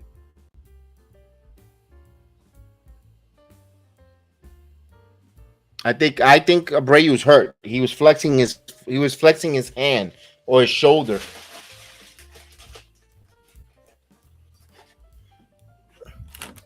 Well, you could tell it's a 9-0 blow because they're showing the brawl between the Yankees and the Orioles. I remember that one. When I watched that brawl, when I was watching that brawl in 1986, I was actually feeding my son, my 27-year-old. Abreu's hurt. Yeah.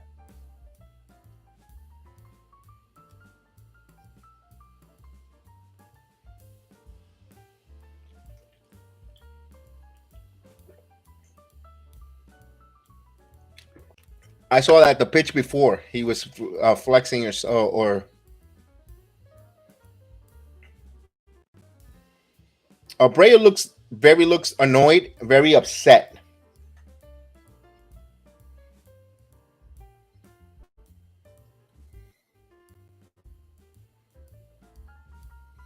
He's upset. He's not looking at the eyes of the play. He's not looking at the trainer. There's Davey. Yeah, let's go.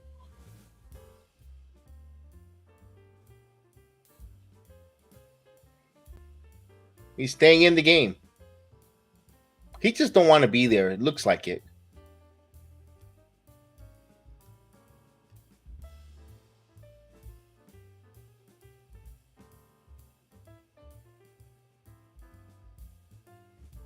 It was the pitch before they gave up the hit. He was flexing his shoulder, like his hand, his pitching hand, like it was something was bothering him.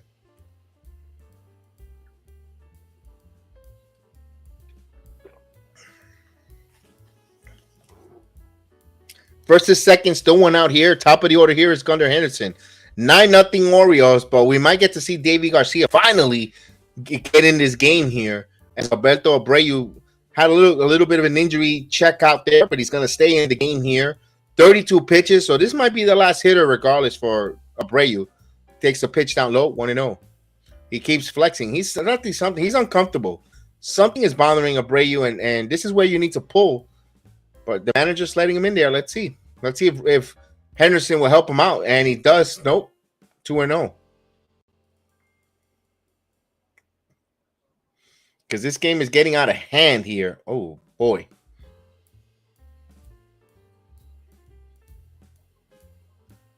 Oh, my goodness. It's going to get worse now, fellas.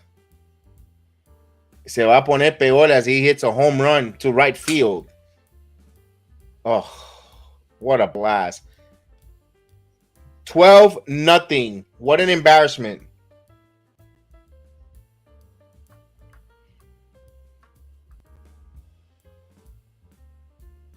What is this manager waiting for?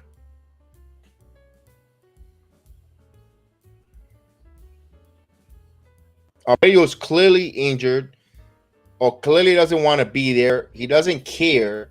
14 hits for the Orioles, 12 runs. The Yankees are getting bamboozled here. So multi-home run game for Gunnar Henderson. So he goes for both sides of the field. He hit an opposite field home run to lead off the game. And now here with a 3-run shot. And Abreu's still in there. Rutschman takes a ball. 1-0. Wow, he's keeping them in there.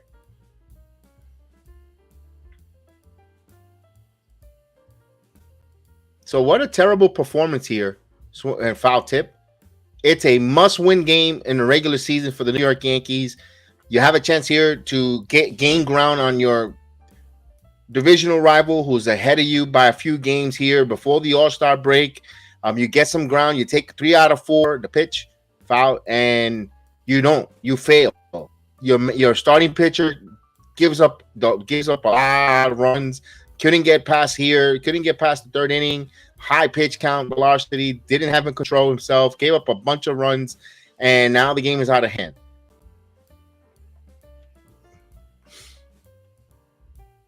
Oof. Rutschman hits this one right field line, but it's foul. The Orioles want more. I don't blame them. They're looking for more. They're looking for more. They feel like sharks in the water, and they are attacking here, taking a frustration on those first 2 games because they know they could have been losing the series 3 games. And look, keep eating gum, keep chewing gum, keep you foolish manager.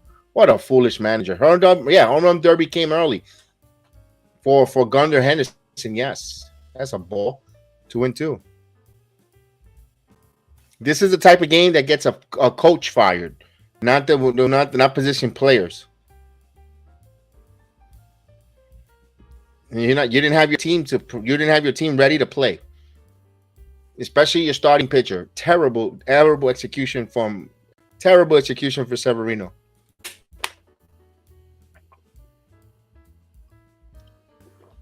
Davy Garcia's warming up. Will they bring him? Unless if they just bring him there to just warm up in the Yankee Stadium. And okay, kid, have a seat. Abreu doesn't want to be there. Abreu doesn't care.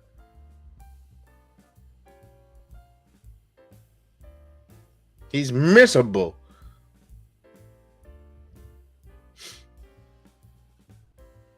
The pitch. 3-2. Man, it's still only 1 out. Only 1 out. 1 out, guys. 1 out. This is bad. And he walked him.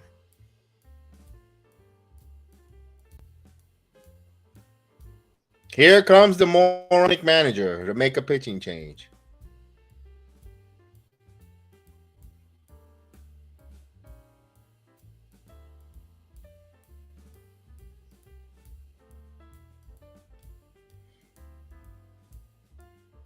So here comes Davy Garcia.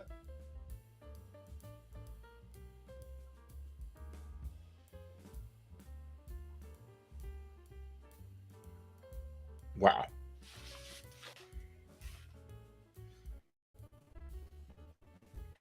Davy Garcia will finally pitch here in Yankee Stadium. He out of his protection program and into the Yankee bullpen.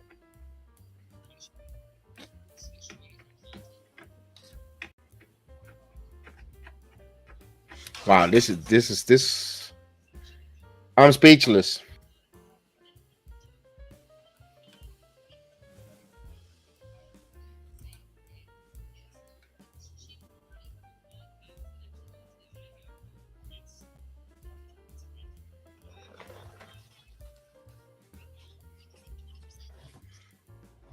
All right, so we're waiting for Davy Garcia to warm up, and let's see, man. What I'm looking for here. What I'm looking for actually is to see how far and how control. I know it says the Orioles are just going to be swinging at the pitches, but I want to see his control. I want to see Davy Garcia throw strikes. I don't want to see him walk in the ballpark. I want to see him have pinpoint accuracy. If you give me some strikeouts, call strikes, I would love to take that to see that as well from Davy Garcia. I'm looking for him to see what kind of control he's going to have coming here. He has no pressure here. It's 12-0 game. I want to see him pitch here and turn some heads here for the New York Yankees. Highly touted former prospect for the New York Yankees, Davy Garcia. Again, he has a start in the postseason for the Yankees. I believe that's the only game they won that year in the postseason was the Garcia start. And I want to see what happened, what's going on. It was something's wrong here. Why he has not developed. I've said it before many times.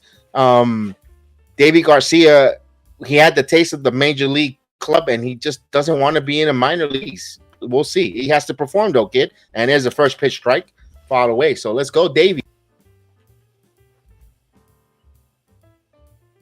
Oh, he did pitch one game. Okay, and he picked up a save. So he pitched one game with the Yankees. Must have been on the West Coast where I did, or a game that I did not do. I don't remember him pitching at all because I would have been so excited to see it.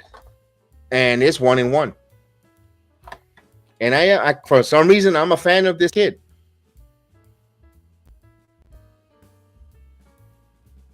So the Yankees took him away from being a starter into a reliever, and now that he's just strictly a reliever. This one is hit, and this is a double. Oh, come on, Davey. Into the gap.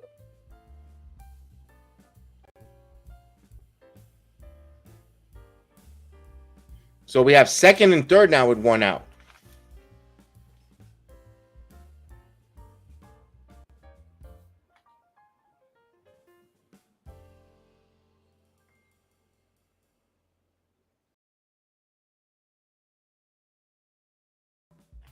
All right, let's go. One man out, though. More runs there for the Orioles. They knocked the door for more runs. Here's a turn. And the pitch. Misses up high. Ball one.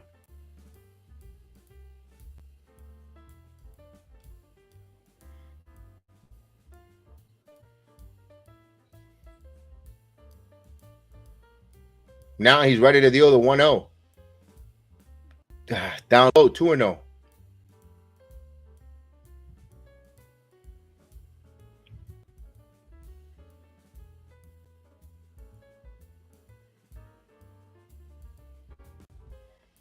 That's Wade. Brian Wade. I think Brian is swing and a miss, 2-1. Yeah, that was Brian Wade. Remember him? They kept talking him about him in the 90s. Oh, Wade, when he gets ready, he's ready. They talked about him so much, and he never lived up to it. We got into the bar fight. Brian Taylor. There you go. Brian Taylor. I knew it was Brian Taylor. Never made it.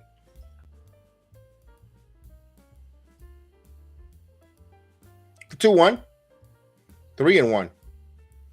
I don't think he ever made a major league debut, period. Named for no organization, Steve.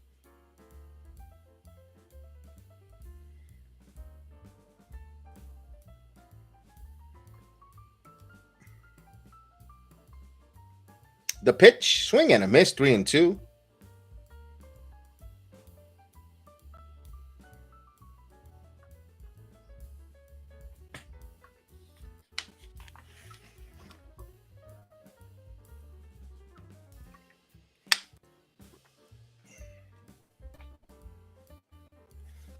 And the pitch. This one is hit the opposite way to left field. Is there tagging. Rushman's gonna tag and gonna throw to second. Nope, safe. 13-0. 13-0 on a sacrifice fly given up. Wow. Here's Mullins.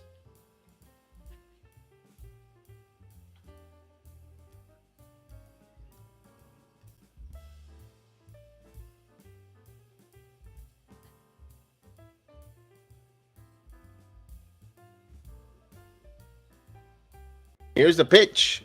Swing and a miss.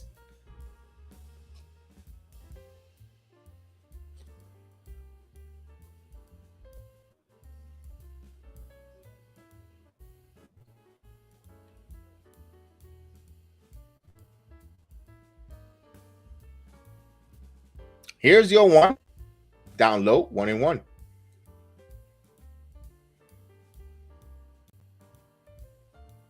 This would have been a different defining, like the broadcast said, a season defining game. You take 3 or 4, like I just said. I said that 3 or 4. You're down. You picked up 2 games on on the divisional. Then you got the Cubs, who's non-divisional. You could beat up on them. You go into the All-Star break. You're getting Rendon back. You're getting maybe Loaizica at the end of the month. Trade deadline, and they just. And I think the Blue Jays are going to tie them now, because Blue Jays were going to beat the White Sox. And the 1-2. Grounded. This nightmare inning will come to a conclusion, and it's over. 5 more runs for the Orioles here. They got 5 more runs. So they got 13 runs on 15 hits. Yankees with one mealy, stinky hit. Yes.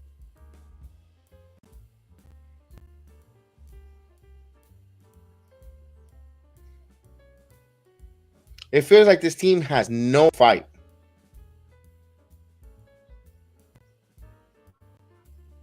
It feels like the Yankees, they got to show me something to this evening. Show us some fight. Show us some heart. I mean, you can't go down here 13 or 17 or 4. You got to show us something here. You got to get at least eight runs, 8 to 9 runs here to show us something. You might not win the game, but you give us 8, 9 runs, make it a where you might have a chance for a grand slam or you know, they got to show us something. And the front office got to show us something. Where they got to bring up enough with the floating around. Would bring up the again. I hate to sound like a broken record. I mentioned it earlier, but anyone that's listening to us who came in later, they need to bring Edson Pereira. Bring the left fielder up. Bring your young left fielder. Let him play these 3 games against the Cubs. See what you got there. And you know what? And if you have to make another roster move, send them, keep them back down. Yeah, Cadman, this game is over. It's over. No, it's over. We're just seeing David Garcia pitch and Stu Fielder. Camden, if you're an Orioles fan, congrats there. That was a big answer back by the Orioles, taking that game yesterday in the second half from the Yankees after the 5th inning. And then tonight, just putting a crooked number, putting on their hit shoes, putting some good at-bats there on the Oriole offense. They woke up here just in time. They could have lost 3 out of 4 to the Yankees here, and they didn't. So now you took 4 games off the schedule, and the same way you came in New York, you're going to leave New York, the same amount, the same lead. So no damage done. So here's Torres. There's a pitch for a strike. So he's going to see how bad he's been sitting there for quite some time. He's at 50 pitches. But if the Yankees, keep swinging at everything and making goofy outs here, let's see. Torres, check swing, 1-1.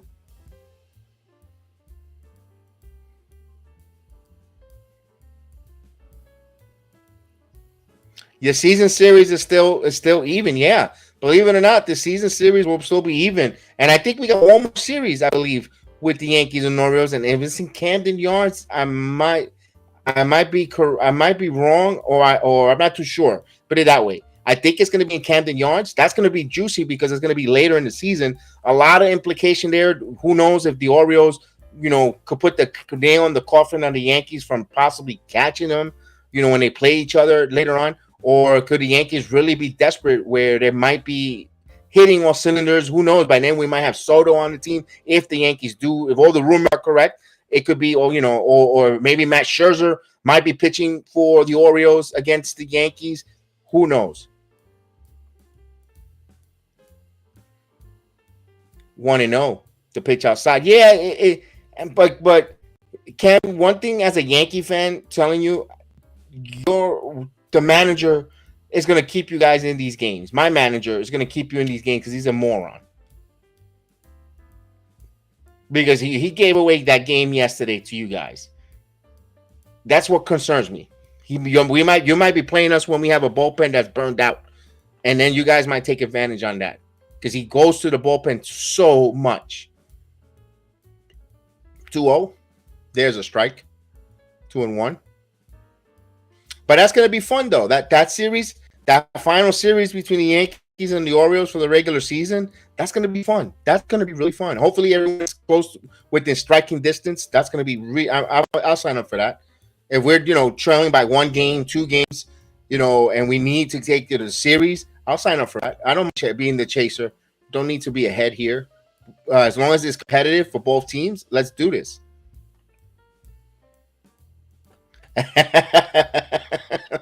Yeah. Hey, Brandon Hyde has been managing well there. Swinging a miss, and I like the fact that the Orioles are allowing him to grow with the team. From a Yankee fan looking on the outside, from the outside looking in, You might have seen him at the worst with the teams. You remember him with the bad Oriole teams, but now that you have Rutschman, you guys Henderson, you guys are developing players here, and everyone's coming together. I'm glad they kept Hyde to reap the benefits of all that, of all the kids trusting him and developing pitchers. I love the way he handles the starting pitching staff. Cam, the way yesterday he let Kramer out there. Kramer pitched 7 strong innings. And Cano, Bautista, although Cano got hit there, a little dicey, but still in all, he didn't panic. This manager would have panicked the minute, if it was the other way around, the minute Kramer had a little bit of an issue in the 6th inning or past the 5th, your bullpen, we would have went to your bullpen immediately. So I like the fact that Hyde is doing a good job managing the club. He's doing and the organization is allowing him to manage the club while they're getting better in transition. They're not going to bring the other from the hot manager to reap the benefits of all the losing that Hyde went through and developing the kids. So I like that from Orioles. I got to give them kudos. So Bader now 3-0 count. Yeah, Hyde is a great player, coach. Let me highlight there. So let me do some highlighting there.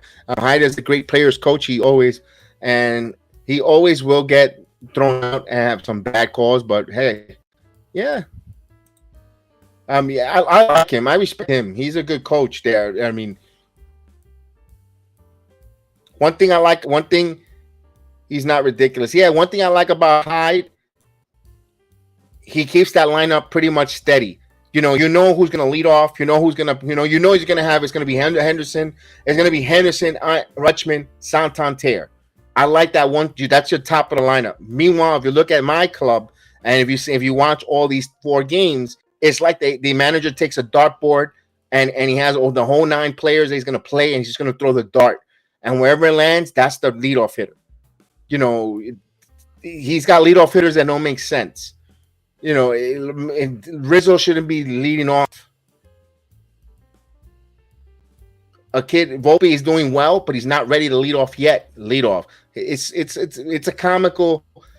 And the thing is, you might think like, what? You're a Yankee fan. Why are you complaining? You're a 500. You're in the post all the time. It's not that we want to be spoiled of winning World Series. Yes, you want to win World Series. That's the objective, Camden. But my point is, as a Yankee fan, we know what the team is made of. We know what the team could play. But when you put them in a position to do things, when you wake up in the morning, you put one pants at a time. And this team wants to reinvent the wheel. They want to reinvent how they want to put their pants on. They want to put them both on, and while at the same time you can't.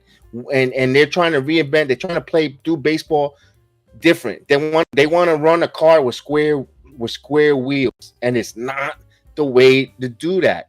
It doesn't make sense. And they're talented, and they still get these wins. It's like an anomaly. And Donaldson walks 2 on with 2 out.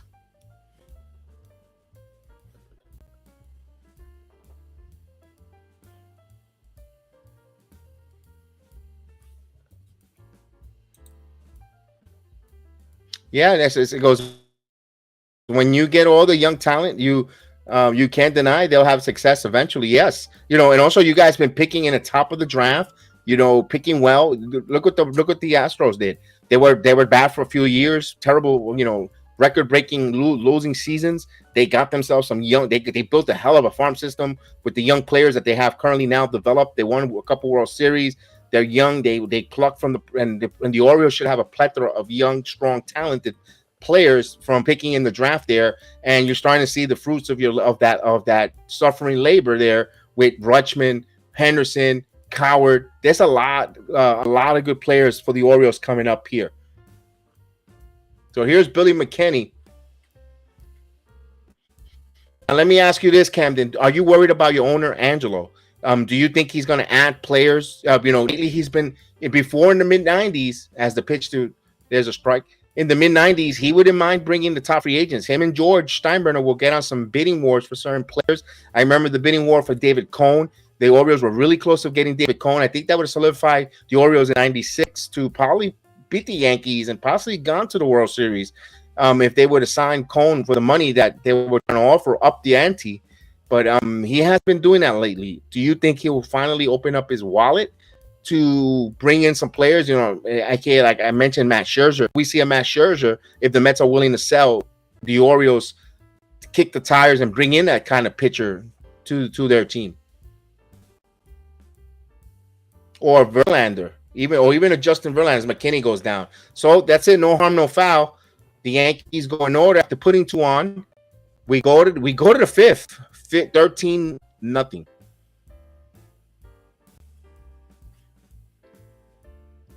Yeah, you're not holding your hopes. We need one more solid starter. I agree. That's why I mentioned the Mets, those Mets pitchers there, Scherzer, Verlander. I don't know, but the Mets right now are surging. The Mets are surging. The Mets are doing well. If the Mets, the Mets are still not at that point yet where they could be sellers yet.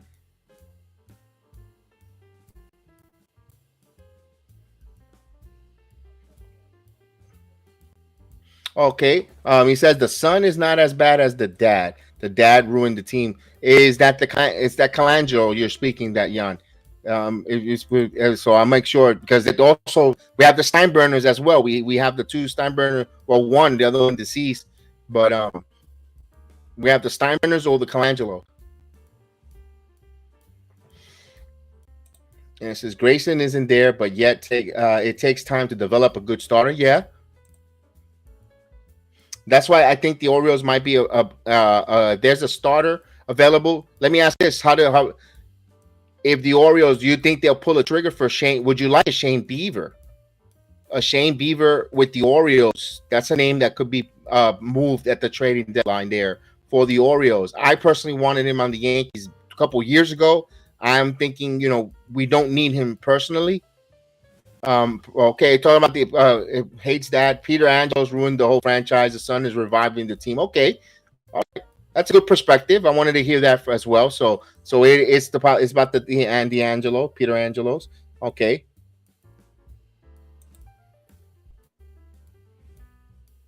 because that's a beautiful ballpark. I mean, that Camden Yards is a beautiful ballpark. Definitely, would love to visit on bucket list there. It looks like a nice, beautiful ballpark. We like to see when they're good. It's nice to see that place full. I think also would help your franchise moving the fence back.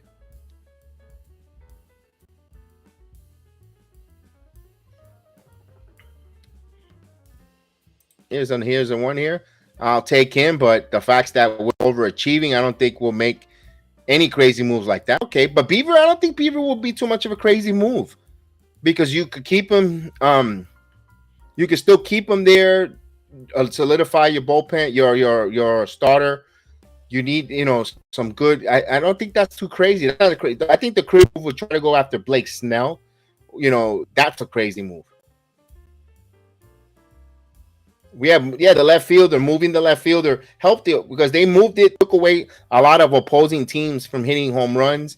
Now it's a tougher park to hit the ball out. Still a hitting friendly ballpark, but I think it helped the team by moving those fences back there in left field. That's a good move that they did there. Swing and a miss, 2-2.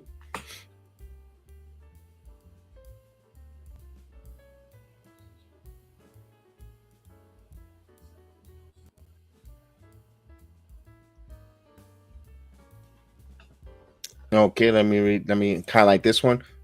We paid Gins and Irvin, and they haven't done well at all. So we got money tied up. Okay, but when it comes to that money, if you add a prospect, someone will take a reliever, especially if you add for a team that's not doing anything or needs take a chance, a flyer. Those don't. I don't know how smart is you. I don't know how savvy or how smart or how much what you have faith in your general manager to make kind of moves like that. But I think you can move those. I think you can move those contracts but you have to give up a good a prospect, maybe a Class A prospect to have that move there. And you could get them there if you want to move that money for if you want to get yourself a starter.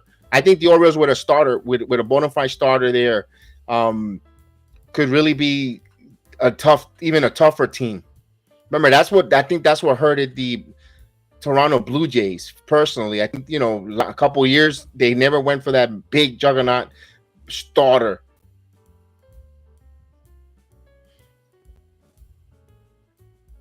Oh, I forgot the Jimmy Key pitch. Ooh, this one is hit in the air. Right there is IKF makes the play. Oh, Camden Yards. There you go. That's a good one.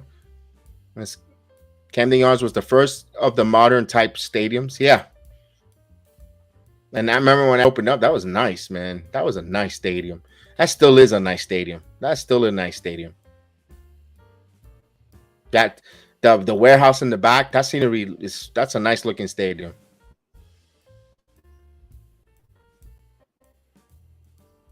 I know everybody like Packed Bell Park. I kind of like Camden Yards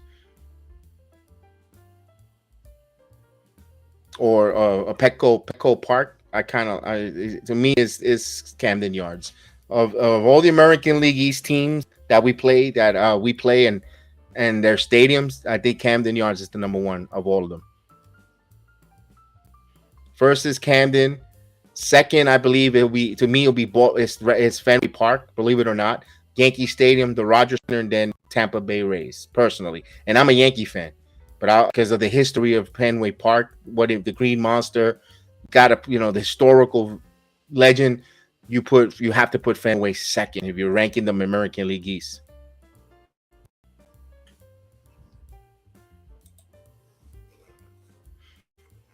I agree with this guy. Laugh out loud, Jake. Just kidding. I know my name Camden, but it's a cliche.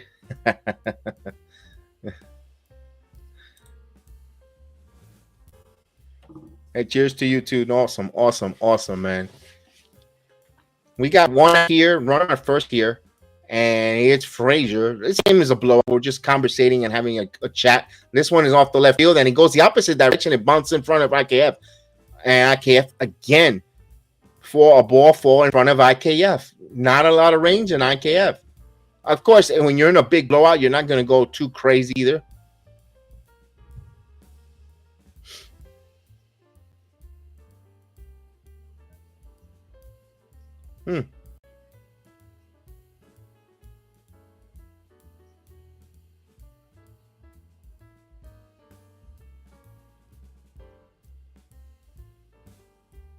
And the pitch. Foul out of play.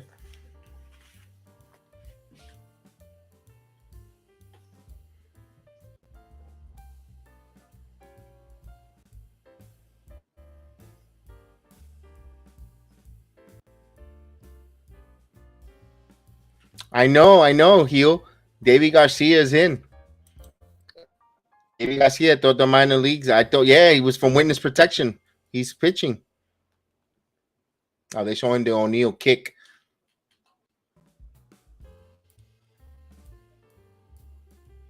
The 0-2. Foul out of play.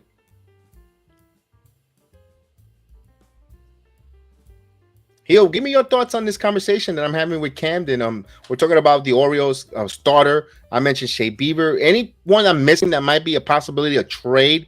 Heel, that will as a starter for the Orioles to attain. Judge sprained his toe ligament. Steve says PNC in Pittsburgh is the best. Okay. You know what? That background is beautiful, though. That background is beautiful from that you see there from the so they should go after Mad Max. There you go. It's popped up. Urias pops it up in foul territory. And no one. Oh my God, this gets worse. Trevino thought LeMahieu was getting it and they let it drop. Oh boy.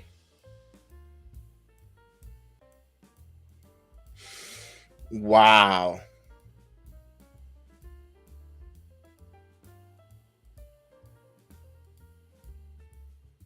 The Yankees are out there embarrassing themselves right here. Wow. Wow. Look at the fan. There's a ball outside, 1-2.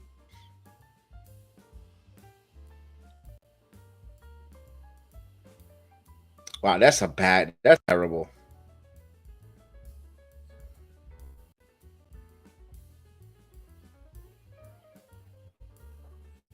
This is popped up into center, shallow center field. He's Bader. Bader makes the play, and he warrants a throw, but caught off there by LeMahieu. No advancement. 2 outs. Oh, Carlos Rodon against Jameson Taillon pitches tomorrow. So I was going to do SmackDown watch along. I guess I'll do the Yankee with Carlos Rodon finally making his appearance for the New York Yankees. Hopefully he doesn't get hurt coming to the stadium tomorrow.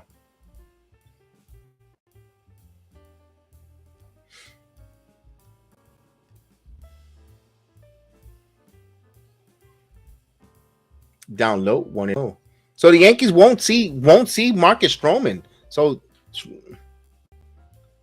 Stroman is not going to pitch against the Yankees. We're going to get their Taillon and then the lower part of their pitching rotation. And there's a grounded, and the Yankees get out of this. So we're halfway through the game. We're not even halfway through the game.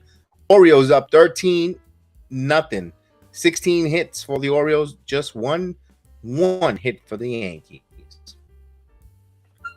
Wow, we're talk about taking it on the chin. The Yankees are taking that and then some.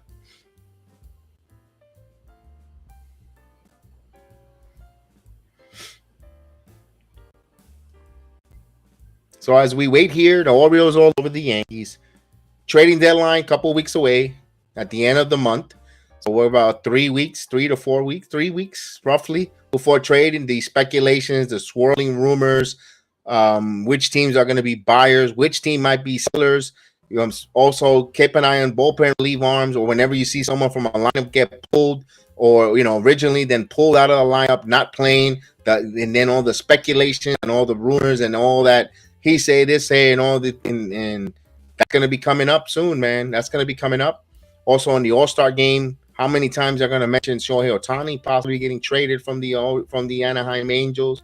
Now that my Trout will be out for 5 weeks with the injury, do the Angels capitalize and try to get a king's ransom for Shohei, knowing Shohei is going to be a free agent and a coveted free agent who's probably going to break the bank, the Mets, Dodgers, Angels, maybe, hey, who knows, even the Padres, the Giants. Those are the type of teams that might be in on a Shohei Ohtani services.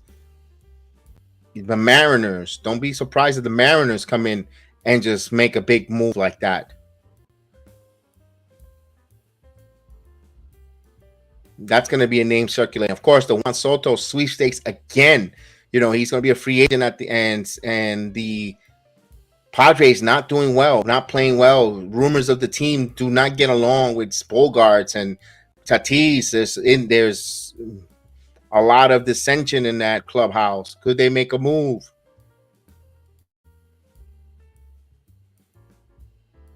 Here's the pitch here. LeMahieu, ground ball, and right to the third baseman. 1 pitch, 1 out. So the Yankees, like they're going to be in taxi cab mode. Run the meter and let's go. I mean, when you're this blowout, might as well. We don't need to start working pitches and working. I mean, just start hacking away. It's a blowout. I'm pretty sure a lot of the Yankee fans that are there just want to get their money's worth at the ballpark, and they're not going to leave just yet. So might as well give something for the fans here. Swing away. Here's Falefa. Falefa takes a strike.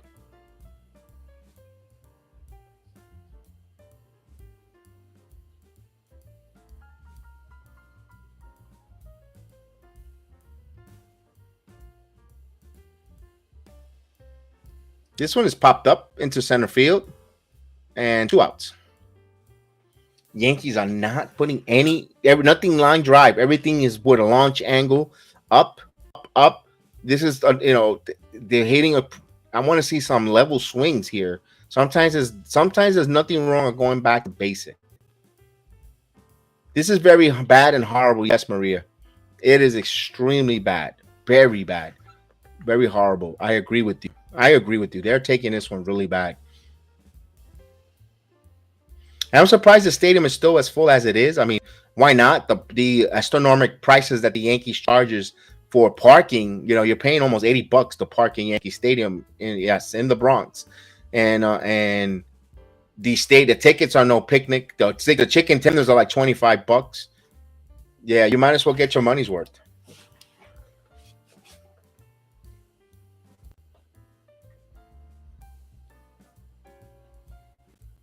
Here's the 1-1 pitch. Grounded. Yankees go pathetically in order 1, 2, 3. Sixth inning. It's all Orioles here. All Orioles.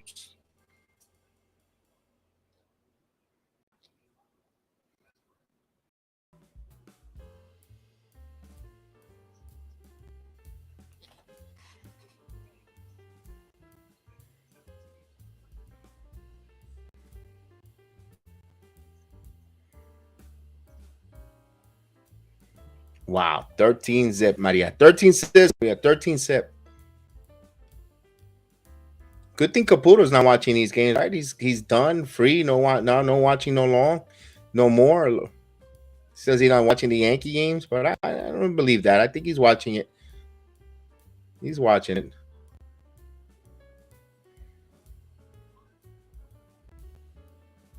I'll give you some scores here. Texas are up 5-4 on the Boston Red Sox. That's in the bottom of the 6th inning.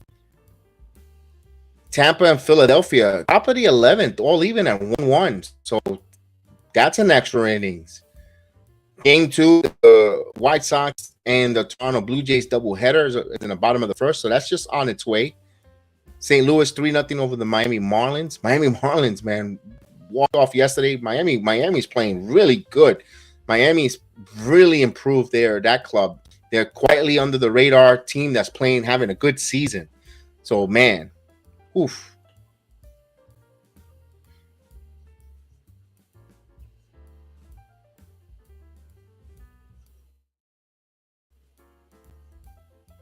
Oh, I know. I'm just here, just having a conversation. They're getting killed, but you just have the conversation. I know you would. A lot of people will turn off the stream. I got you. Why would you just continue going? I'm just going through it because this is the Yankee stream. I want to see Davy Garcia go, so let's see Davy Garcia go there.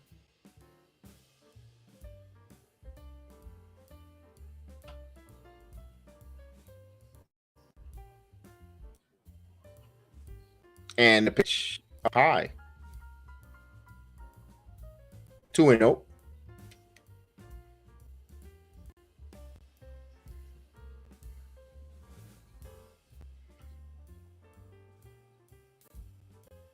Two and one. So Severino's good. So it's Davy Garcia.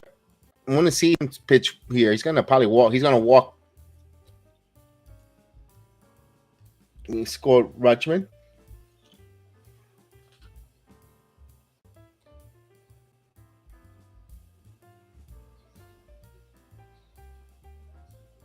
No, I get your drift. Why would you watch this here? No, if this was not streaming this here and I'm watching it without doing the stream, probably doing something different. Probably heading to bed early. And maybe if this game, if Davy Garcia leaves, probably call it because I do get up extremely early to get to work. This is not my 9 to 5 here. I've got to go 9 to 5 early in the morning. But man, if they get to 17 runs, there's no way. I'm not still hoping. I'm no way in hell I'm thinking the Yankees winning this game. They're lost.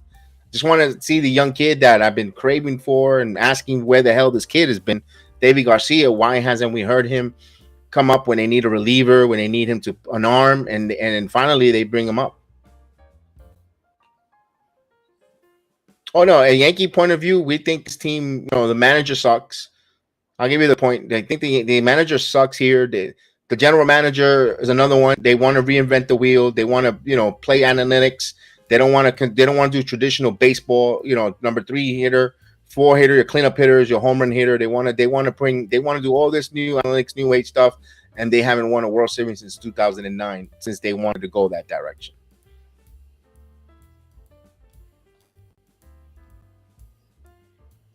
And the thing is, they're 8 games over 500 here, and they could be better. There's so many, and again, that's our frustration with this team. Garcia, 2-2.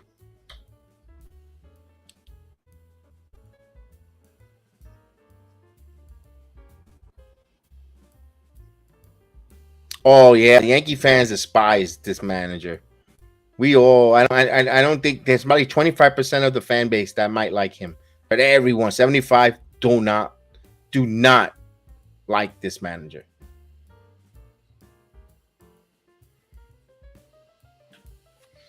Yeah, the day he gets relieved, I'll do a stream just to pop a bottle of champagne. Yeah, so I urge you to hit that like button and subscribe.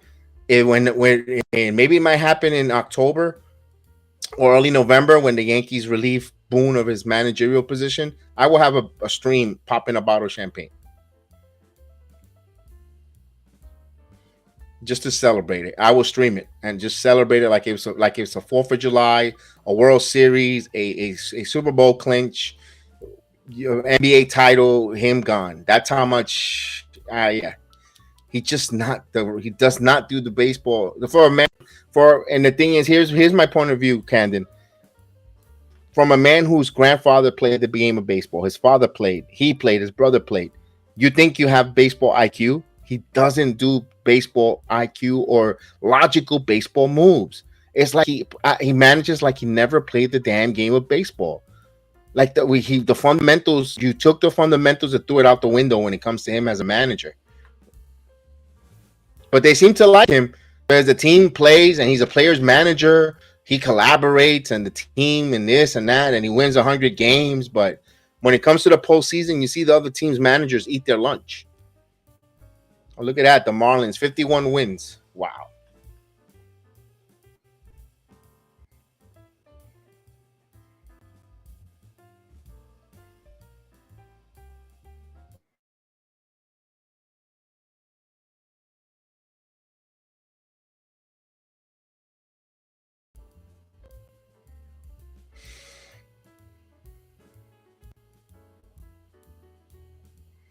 Yeah, I know what you want. I know you want Boone around. I know you want Boone around because, I mean, oof. Here's O'Horn has a 3-for-3 night. 2 singles, double.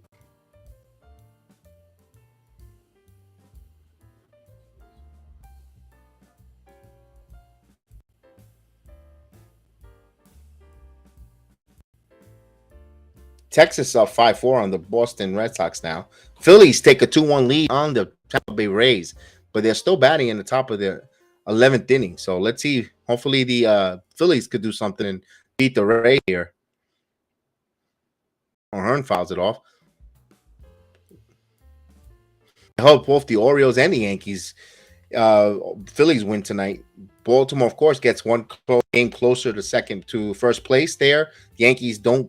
The deficit doesn't get any more greater.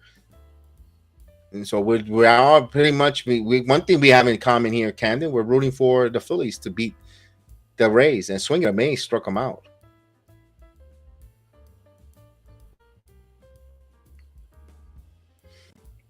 Hine does some questionable decisions times, but when I say that, McKenna hits a walk-off homer. So yeah, even when Joe Torre was the manager of the Yankees, there were people criticizing, but it wasn't to the degree of Boone. I know there were some people in sport. I remember listening to Sports Talk Radio when Boone was, Torre was the manager. There was a few of them that were called for his head on that, but it is what it is. All fan base always finds something. But man, this one here, but the thing is, this manager gives you a lot of fuel to the fire with his moves. That's the problem. That's the only difference. Boone gives you fuel. If they win and he doesn't do moves, and what do you complain about? Have a Coke and shut the fuck up. But he does things there that just, oh my God, burn 3 players with one move. He'll pinch hit, then you lose 3 players when you don't need. Case in point, yesterday you saw when the taking out a rookie pitcher who was pitching well and he had a shutout going. Before that, there's times where your pitcher, your starter goes longer than our starter, but you end up using more pitchers than the Yankees. The Yankees do more pitchers than the Orioles. I mean, case in point. And meanwhile, the Yankees won, but meanwhile they burned like 4 pitchers. Orioles only used 2. It doesn't make sense. Then the next game, your bullpen is shot. There's crazy stuff. There's ball 4, Garcia. So here comes Matt Blake, Mariachi warming up. Actually, why Mariachi should be Peralta, he's struggling. You want to get Peralta getting back to the good grace here. You should be having Wally Peralta warming up and coming into this game because he's been struggling lately. Mariacho as well. Maybe you bring both them in this game here to try to get themselves ready or get themselves right before you get to the All-Star. After, so, while he come back from the All-Star break, you're going to need them. You're going to need Mariacho to pitch well, and you're going to need Peralta to be the left-handed specialist in that bullpen, and he hasn't been good lately.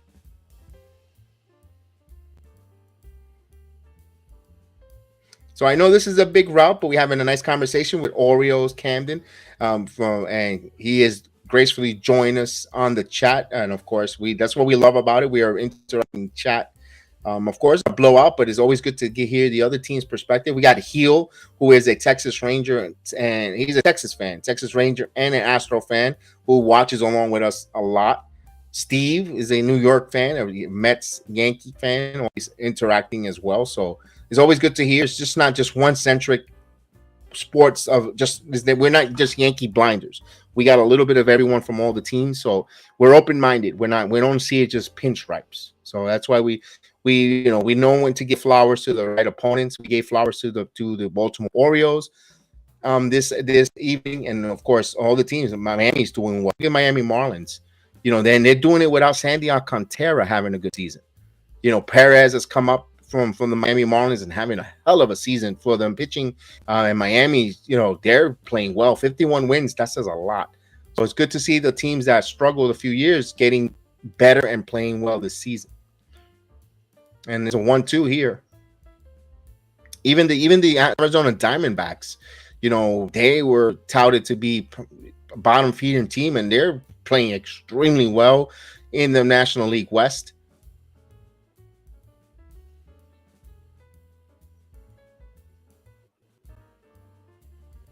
Let's see what we get here in the 1-2 pitch. And 2-2. That's going to be a good series. I think both Yankees and the Orioles will be playing the Marlins soon. That's going to be good. I want to keep an eye on that Marlins and Baltimore series. That's going to be those are two fun up and coming teams. Could it? You know what? You never know. It could be a preview of the World Series. Imagine that, putting some money on that. Imagine the odds on that, and that happens. And Bader makes the play.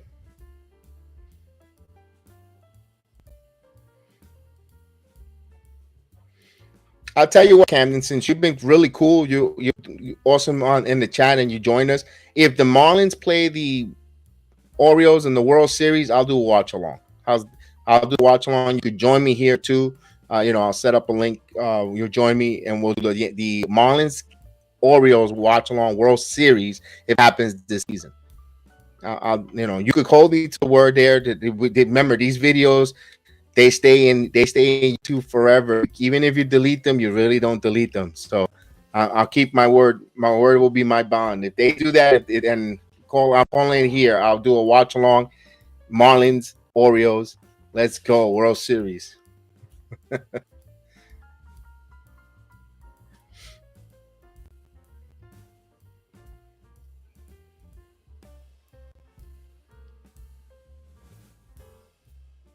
I thought the draft happened already. No, the MLB draft.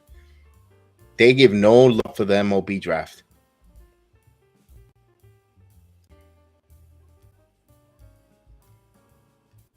All right, so we're waiting for the Yankees' turn to bat. They're trailing. Me personally, can the Yankees break the shutout? Can the Yankees break the shutout against the Orioles here? They only got one hit. One beautiful hit. That's it. And that was in the first inning by Rizzo going opposite field.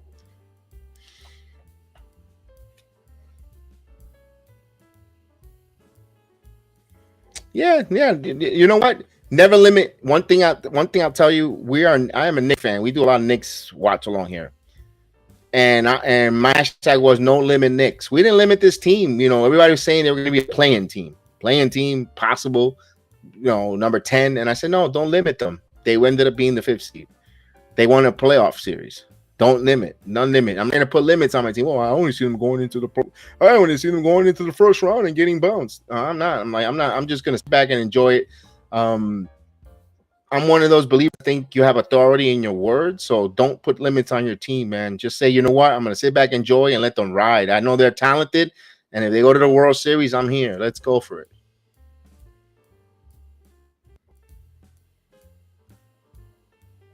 Two and 0. But that'd be fun. I don't know what's going to be fun if we play in the wild card. But the way it looks like it, the Yankees probably will be playing the divisional winner of the Central.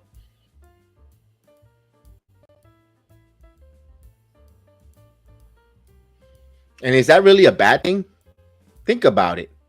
Is that really a bad thing if the Yankees do play the Central Division champs? I mean, whoever it is, if it's Charlie's Minnesota Twins or the Guardians, it's not a bad thing.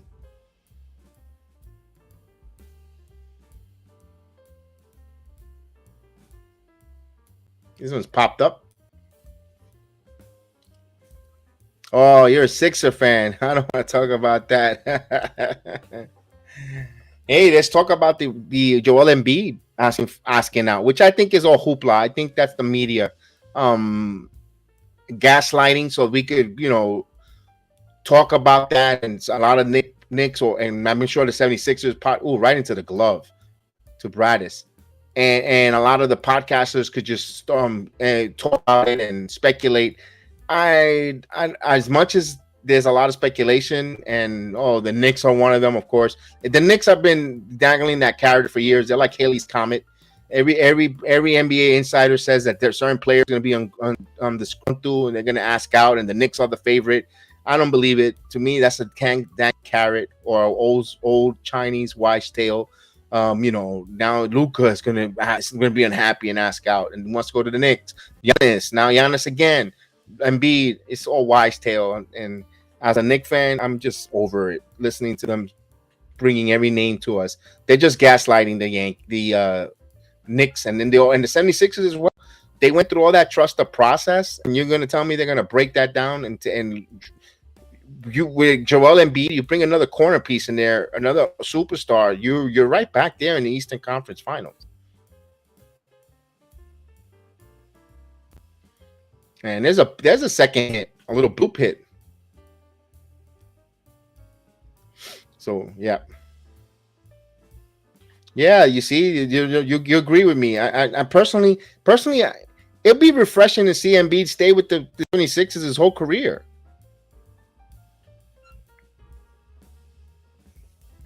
They need to stay him. Why can't he?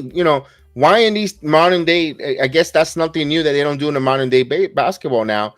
Can you at least stay with your team for your career? I mean, what's wrong with that?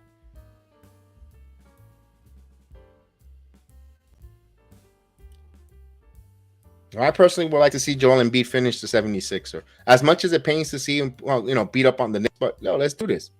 He's got like 2 or 3 more prime years. Yeah, he's the reigning MVP. On that, although Camden, let me put this in there. If you have a chance to sell him on high and get a king's ransom, he's got 2 to 3 more years. Do you really see yourself in 2 to 3 more years winning an NBA title? If you ask yourself that question as a diehard 76er fan, if you know they're not going to win a title, get a king's ransom then and retool, reset that NBA and get yourself some really good players, some picks, and build yourself a really strong contender with some of these young up and coming kids. That's another one you want to ask. You might want to ask that question.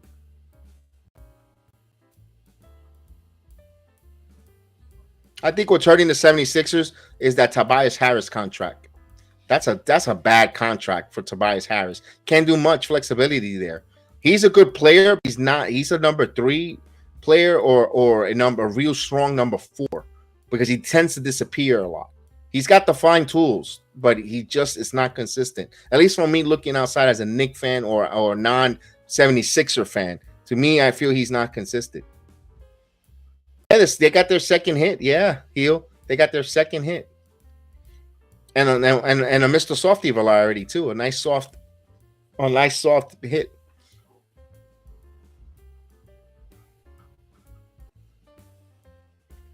Yeah, Harris is a killer contract. Yeah. I think one name that you guys probably miss, but he got paid by the Portland Trailblazers, Matisse Thybulle. He was such a pain in the neck. The way he played defensively, He could hit some shots. He was a pain in the neck defensively. He was a real good defender for the 76ers. I'm happy to see him go. Personally, there's a pop up right field. The right fielder's there, Hearn.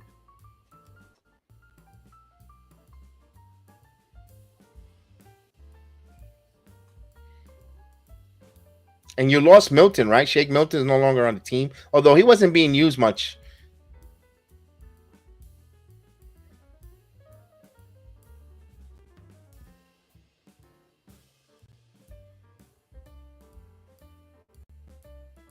Yeah, we had a bunch of those there. 4-on-5 players. Yeah. Bader gets another hit. There's another Yankee hit. Yeah, he was good, but offensively, he was 4-on-5. Yeah. I saw that. Mo Bamba, maybe that will help him working with Joel Embiid. Maybe he'll get you something off the bench when Joel Embiid has some few minutes off the court. He wasn't bad for Orlando. I live in Orlando, by the way. Just wanted to clear that up. Camden. I live in Orlando, so I've seen Mo Bamba. Not bad player. He's just not a starter in this league. He's not the starter, but for the minutes that he's going to require to play for Embiid, you're going to be pleasantly surprised on Mo Bamba's ability while Embiid gets a rest. You're not going to really. Of course, you're not getting an MVP coming back at center, but you're going to get someone who's really strong, durable, personally to work there. I'm surprised that before 2 seasons ago when you had Drummond didn't work out, it was weird. They could never find that solid backup for Joel Embiid. Just Dwight Howard was the only one that I believe was a really good backup when you had Embiid there.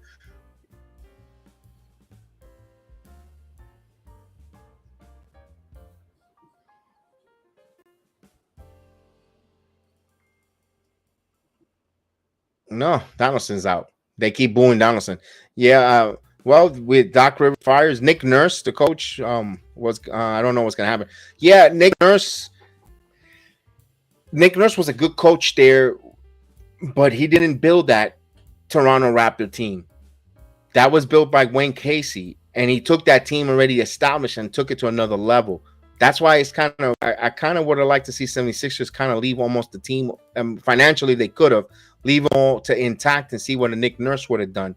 I think Nick Nurse might have got him over the hump there that Doc Rivers couldn't. But now that you've made a lot of moving pieces, Harden wants out, and 76 is a little chaotic, a little bit, uncertain, not chaotic, uncertain. It don't know if Harden's gone, if Donald Murray's gone, if what's going to happen with. So it's a lot of uncertainty if you're a 76er fan. At least what it looks for me from outside looking in. I want to know what your perspective on that is.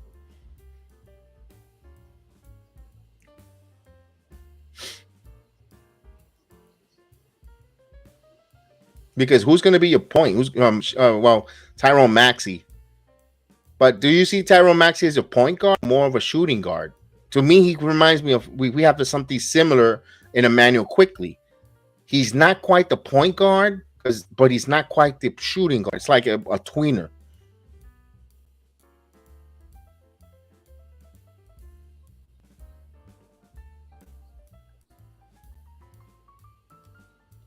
Harden's declined, Camden. I know Harden could score, but he's declined a lot. And then his postseason resume doesn't help either. His postseason resume doesn't help at all. And he's just declined regular season. I don't know. I think the worst thing that happened to Harden was going to Brooklyn. Be honest with you, and playing with those three and with all the shenanigans that happened, and it just lost himself. Let's bring Lamario, who's joining me a minute here. Let me get him on the stream. Lamario, you hear me?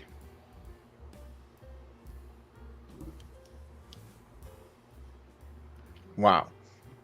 So Mariachi coming in as Davy Garcia pitch.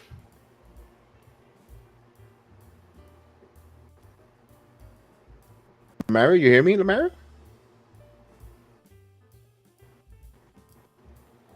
All right, Westberg. So we're in the 7th. Maybe a different coach helps Maxi grow. We don't know. Okay. You know what? If Nick Nurse could unlock what they did to Fan Van Fleet, that's going to be a positive for Maxi. Maybe he works with him, helps him in his system, where Tyrone Maxi flourished the way Van Fleet flourished with the Raptors. I know if you're a 76er fan, you're excited for that. Harden is like that, Camden. Harden goes there for the first year, he'll first year and a half. You're excited for him. You know he has NBA potential, and then it just drops. Yeah, and then if you're a fan base of Harden, if you're the fan base where Harden plays at, you can't wait for this kid or this young man to get the hell out of your team. He's that type. I think worn out his welcome in OKC and in the Rockets, and my goodness, and in Brooklyn, and now the 76ers just want to get rid of him.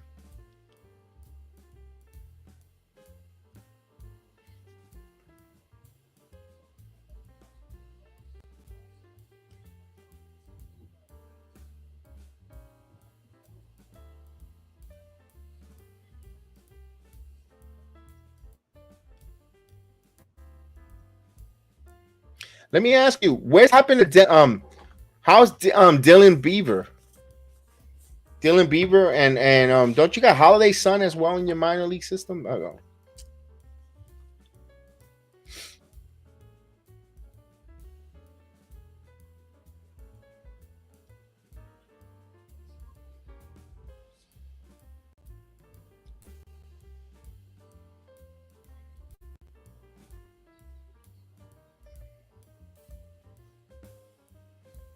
Oh, let me see. I had hope because I wanted him in Houston, but damn, it was just as hard one to swallow.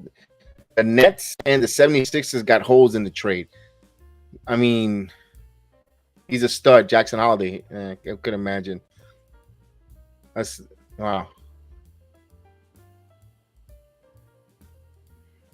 Yeah, especially man. I don't know what happened. I don't know what happened to Ben Simmons, man.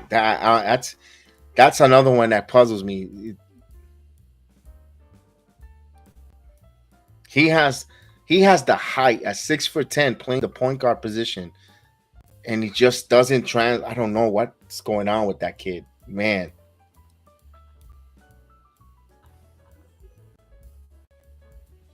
Up the middle, one. That's a double play. 2 outs.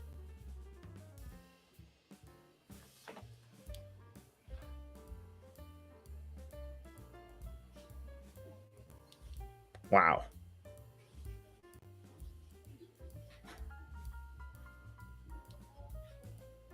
Ben's a quitter. It's that simple.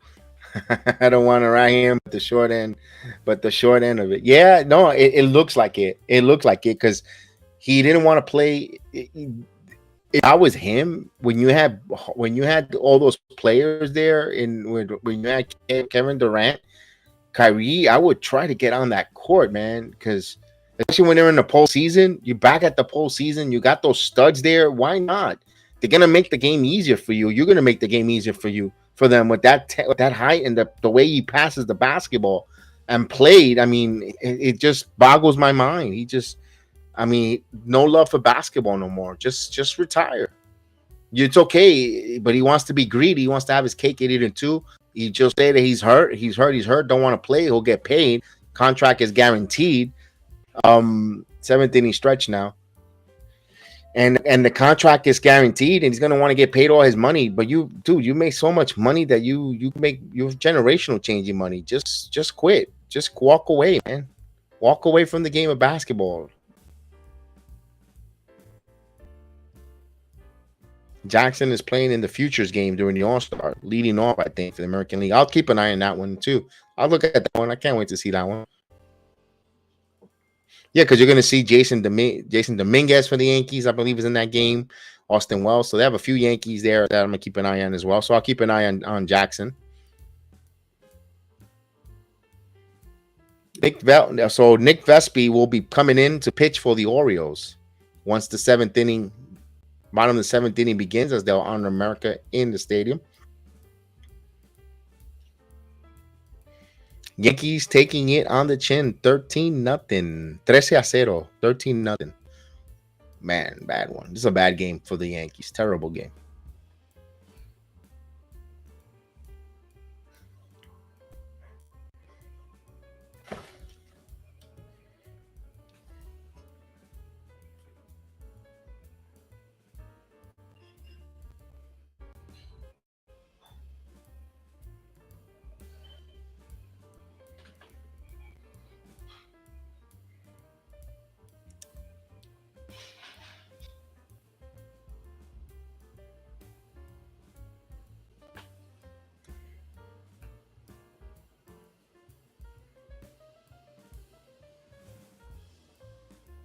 All right, so we got a trade here from NBA. Woj is saying that the Memphis Grizzlies are trading 3 second-round picks to the Suns for 2 first-round swaps in 2024 and Isaiah Todd. So Isaiah Todd will go to the Grizzlies. I mean, excuse me, to the Suns from the Grizzlies.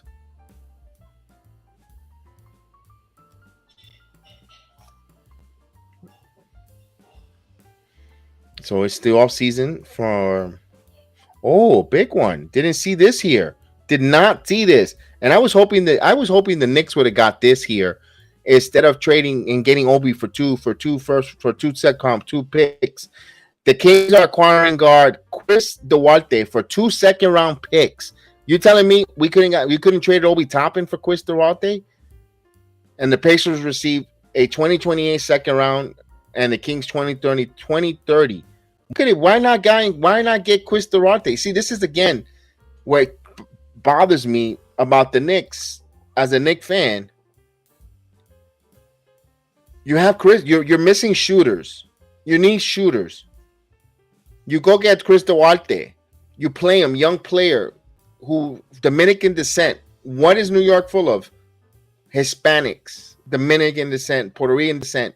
You cater. You know the jersey sales of Chris Duarte, the fan base. The more you're touching a Latin fan base. Although Latin folks do watch a lot of basketball, but now you have a native Dominican player or Dominican descent in New York. This is where the Knicks don't have the pulse. They don't know what they're doing. They don't have no pulse of nothing. That's a big mistake. And you trade a kid that was born and raised in New York, in Brooklyn, and Toppin. You bring another kid, Duarte, in. It would have softened the blow. Again, no touch of reality when it comes to the Knickerbockers. Oh my goodness.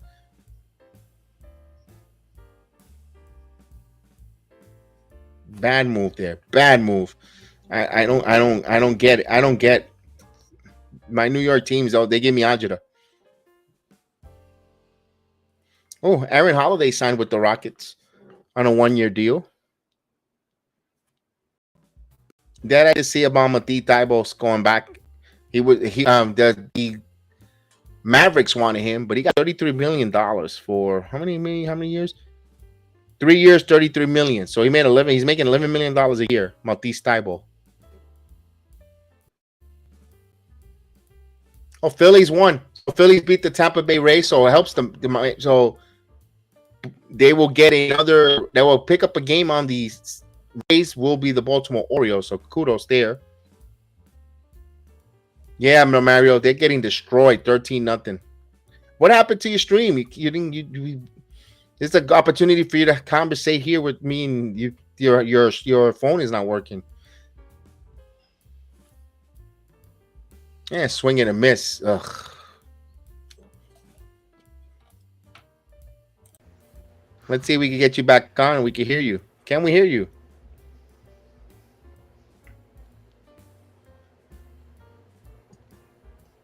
$13-0. Yes. Unbelievable.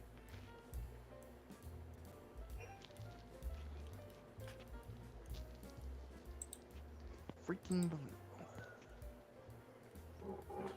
The pitching was bad. Severino was not good. The combination of Severino, Lamario, and the left field situation. Oh my god. We still have a long ways to go.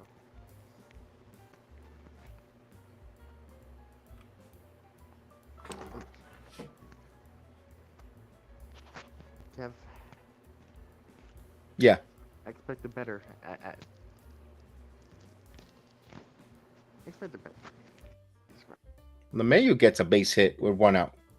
Yeah, it's Lemario having some technical difficulty on his phone. That's just a little bit rough when you use your phone.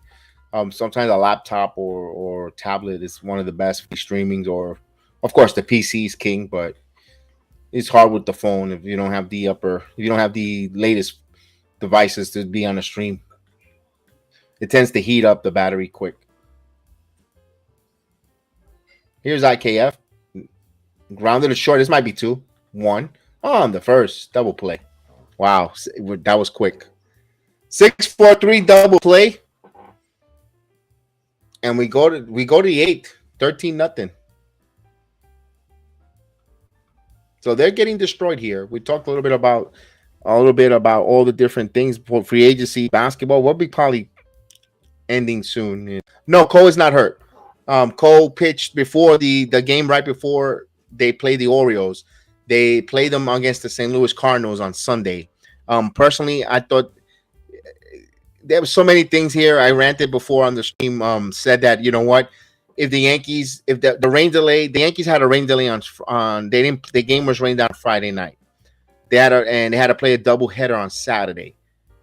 They got rocked in the first game of the doubleheader, and then they played a bullpen game two.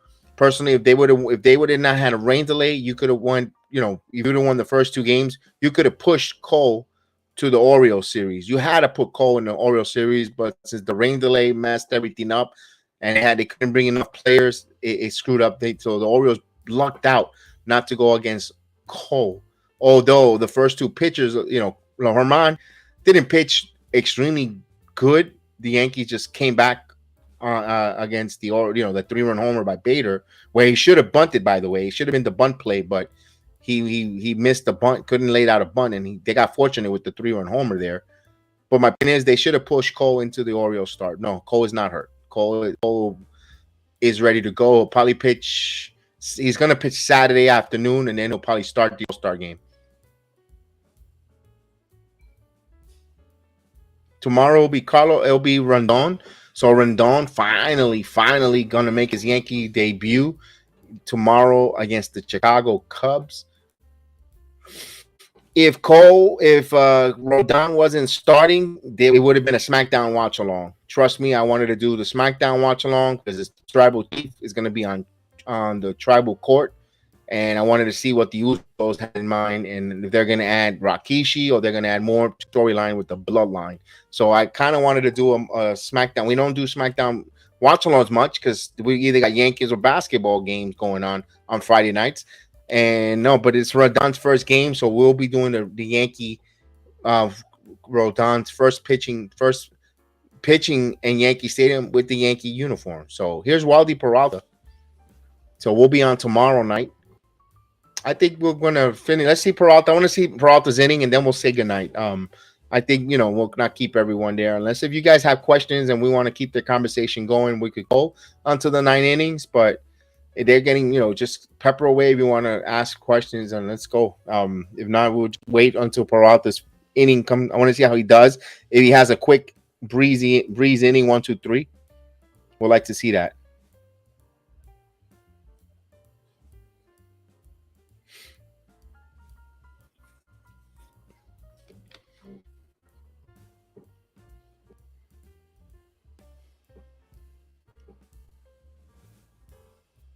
Swing and a miss. He got 2-2. As my scoreboard is always a little ahead.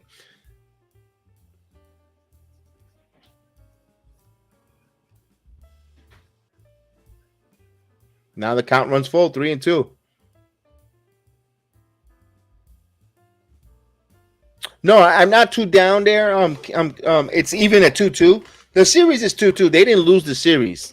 Camden, they didn't lose the series. We didn't pitch. We didn't pitch as it goes. Henderson goes down on strike. We didn't pitch Cole. We didn't have Judge. But you can't put there's a lot of ifs. And I've always say here, and this is a saying that I always say on the channel: if my aunt had balls, she'll be my uncle. So I can't go with the ifs. You play the players that are in front of you at the moment. So I can't play what if game. You play the players in front of you at the moment there. So they had a two out of 2 out of 4. You split the series. Okay, but what hurts more, you could have won the series yesterday, and you were halfway through winning the series, and you didn't. But you blew it. Again, if my aunt had balls, she'll be my uncle. Plain and simple. Swing and a miss.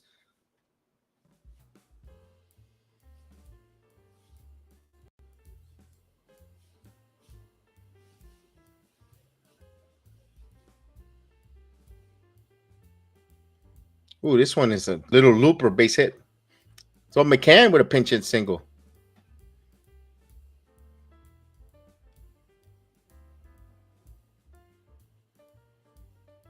This game feels longer than raising a child.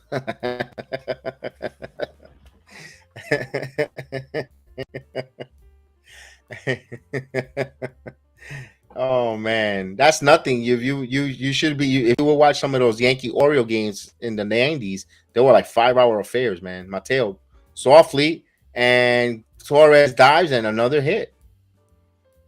Wow, that's one of the most softest singles in Major League this year. That must have been like a 68-mile exit velocity.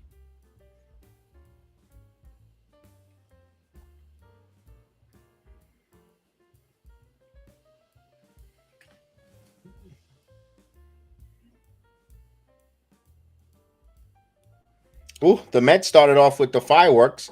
They're up 2-0. Pete Alonso with a 2-run bomb, getting ready for the polar bear, getting ready for the All-Star game with a 2-run shot in Arizona. Mets trying to sweep that series from the Diamondbacks before they go out to San Diego. So Mets doing some resurgence here to close out before the All-Star break. They were dead. They were left for dead. Fan base had them dead. They had them good riddance. They wanted to fire Buck Showalter. They wanted Billy Epler's testicles on a pole. They wanted, Steve Cohen to go bananas there and throw some more money at the Mets. And now the Mets looks like they're trying to surge the right way here. They're up. They hit a 2-run shot from Pete Alonso.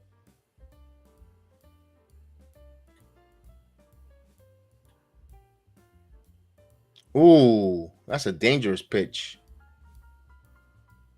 All the runners move up, but O'Hearn didn't like that one. I don't think.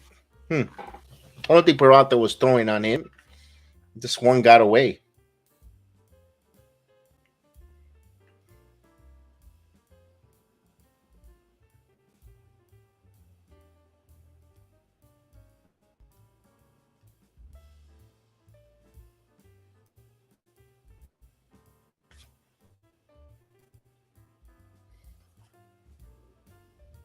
There's a pitch down low, and he walks. Bases are loaded now. So Peralta, we wanted him to figure himself out here, to get himself acclimated here. He was been struggling, and the struggles continue for Wildy.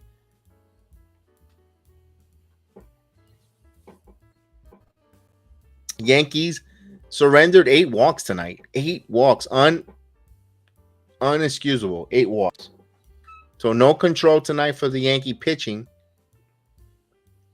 Mullins takes a ball. 1-0.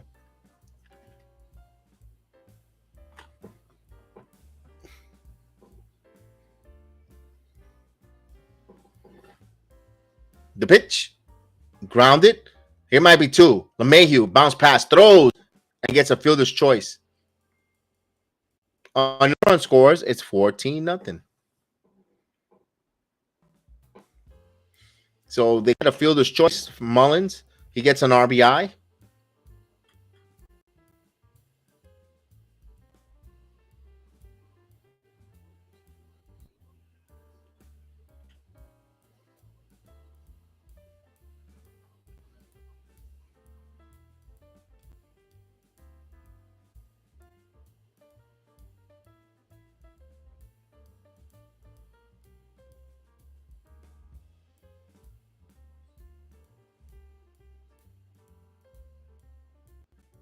And pitch in the dirt. This is game over. It's 14-0. We'll probably do this last inning. We'll finish the stream an inning early.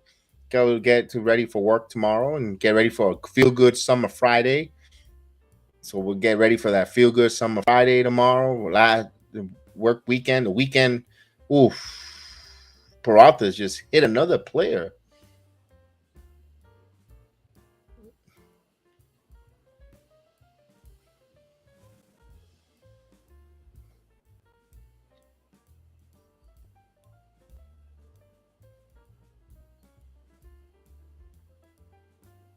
Oh, so they're going to be issuing warnings here. I think there's going to be a beam war here. I think the Orioles are going to hit a couple Yankees here. Oh boy.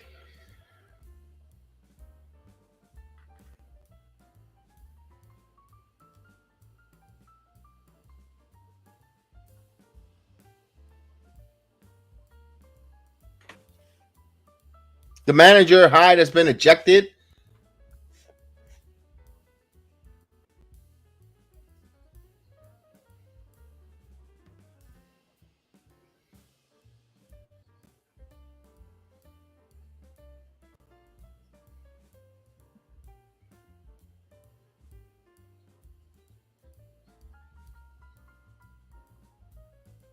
All right, waiting for the manager to argue here.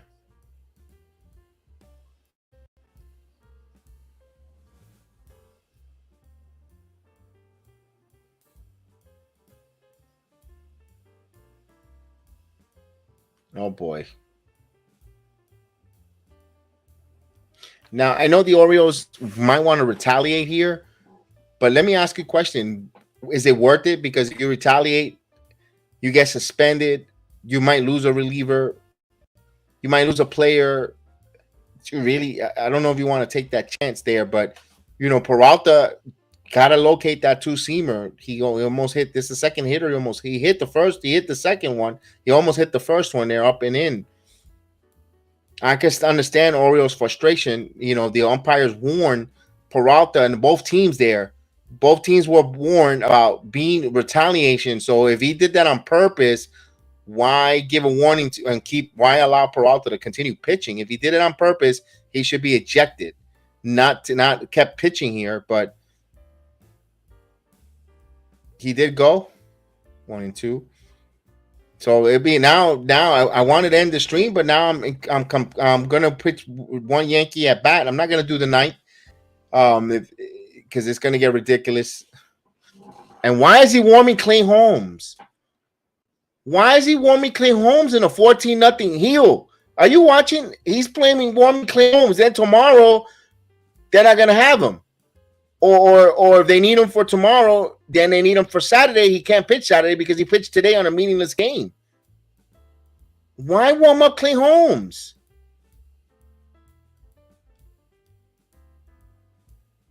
On a 14-0 game? No, with manager who bullpen budget.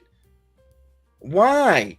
There's no need for Clay Holmes to be warming up or even thinking about coming in this game. You got 3 games to finish out against the Cubs. I'd rather have him close out. I'd rather have pitch 3 games tomorrow, Friday, Saturday, and Sunday if they're all meaningful games that are for closer, for opportunity for a save, than coming in a 14-0 game. What are you doing? Yo, heel, I can't believe it, heel.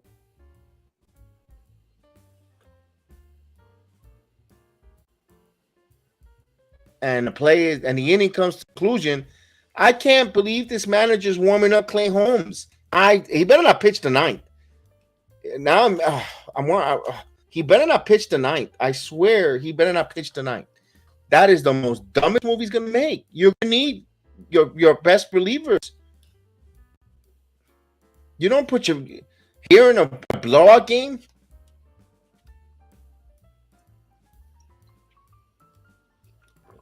If anything, you put a position player to close to pitch the top of the 9th inning. Oh my God, this guy is a moron.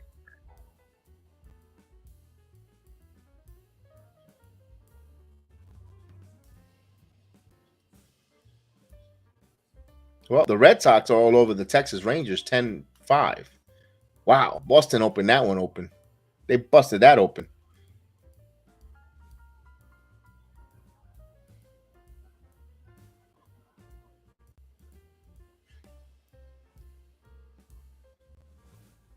Yo, that Marvel cruise, that looks dope. I'm not gonna lie. That Disney, but that's gonna cost like $6,000 for 2 nights. That Marvel cruise from Disney Cruise Line, oof, that looks phenomenal. I will go, I would like to go, but there's gonna be too many little kids. I'm at that age already, folks. That kids are nice, but not. I don't want to be too much around them.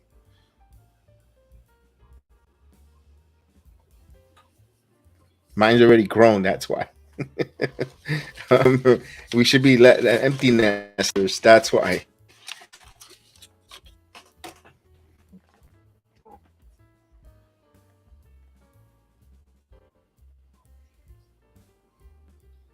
All right, so I'm gonna watch this. Let's see. McCann will be behind the plate for Rutschman.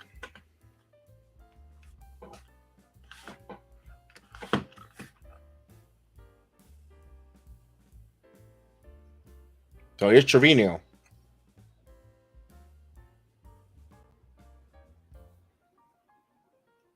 There's a strike.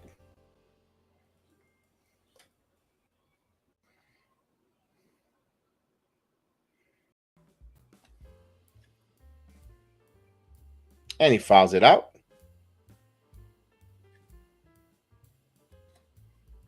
Trevino hits this one to left field, and is it a home run? What is it, a double? Oh, it's a single, and then he gets caught at second base. What a by the left fielder. He's out. Wow.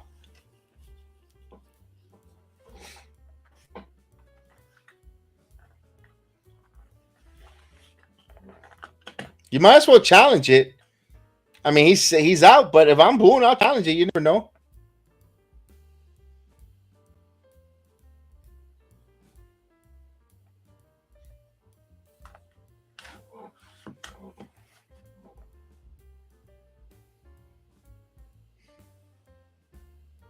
Here's Volpe. Boy, everything has gone wrong. Everything has gone wrong for the Yankees in this game as Volpe hits this one deep to right field for the second out.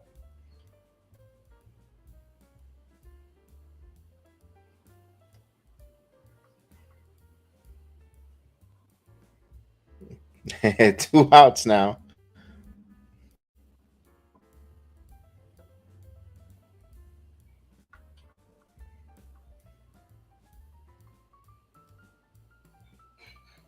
If Clay Holmes comes to pitch here, it's like putting Giancarlo Stanton to come and having a bat here.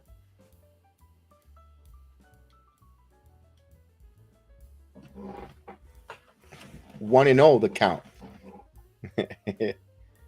You can't make this up, heel. You can't make this up, heel.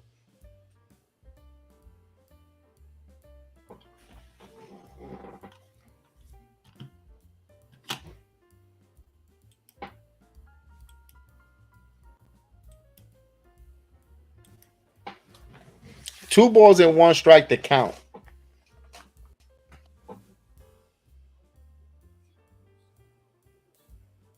Anyone still convinced this is a World Series team? No. Okay. Not this team. Not this team. Not this team that's out there currently right now. No. Not this team. Torres pops this one up. The left fielder makes the play, so we go to the ninth.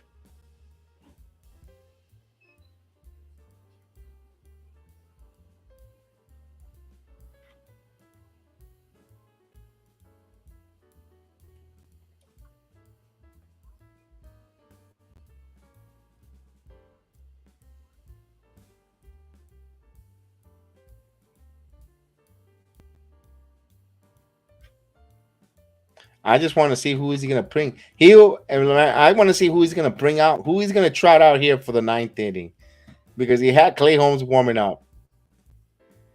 If he has Holmes coming in here, I don't give a crap if it's Carlos Rondon or Cy Young, Warren Spahn.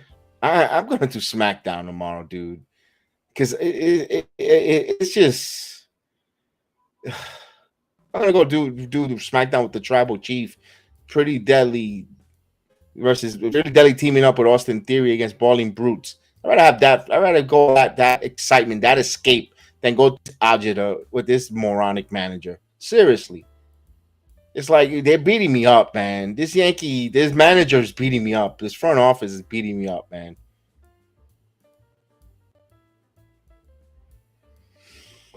I mean, I can't stomach if it is if it's Clay Holmes. I want to see who it is. This is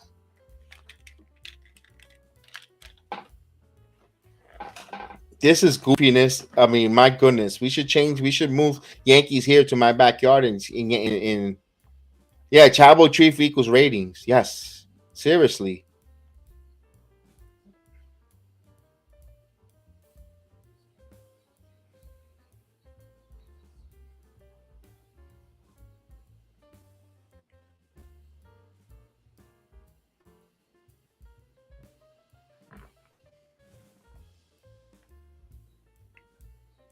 I still don't. I'm not even gonna look because I can see who pitching, who's coming in. I just want to be. I want to be genuinely surprised as we're coming back from the commercial. I want to see who is pitching. I want to be genuinely surprised. All right, so is Isaiah Kanafalefa. All right.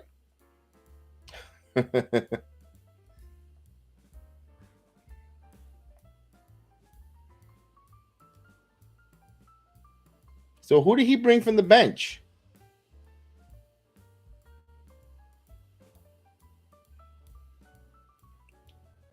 Oh, Oswaldo Cabrera.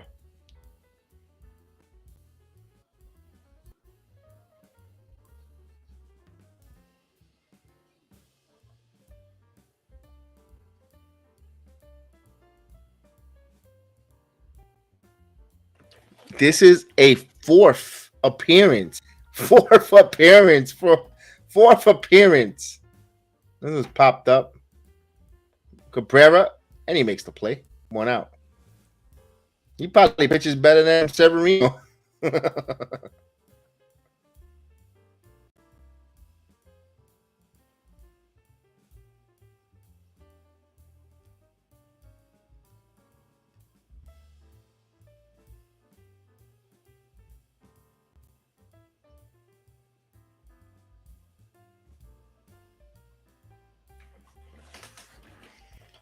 And he's throwing 71 mile per hour. That's a base hit.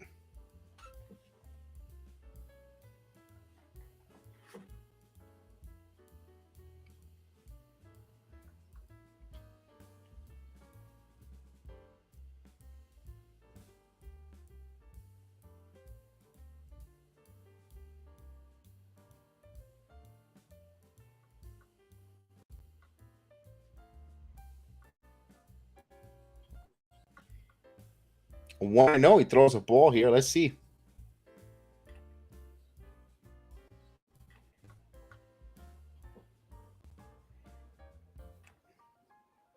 Mav KF, the next Mariano Rivera. Oh, please. As he hits this one into center field and makes the play there. So out number 2. We're going to put enter the Sandman for IKF.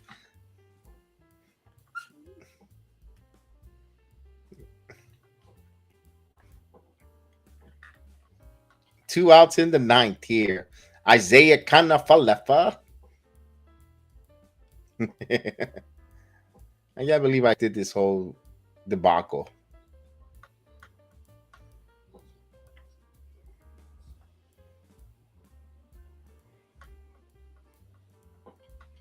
Here's Makang.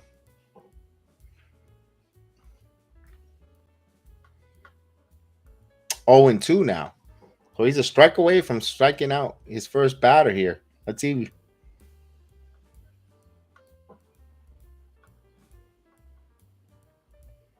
Oh, he threw a lollipop. 1 and 2.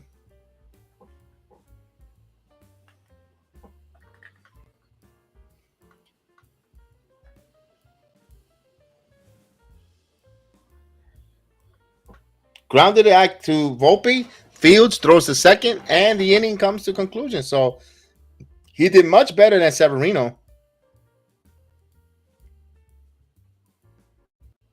So we go to the bottom of the ninth inning.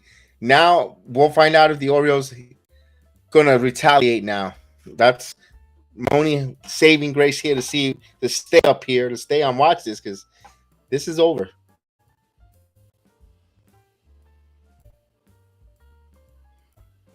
IKF hasn't given up a run. You make them your closer in the postseason. You could see Boone going in the postseason. It's IKF coming in to close out Game 7 of the World Series. Because or they go to the bottom of the 13th inning. Boone doesn't have no pitchers left. He's got to go to IKF to try to close out the World Series.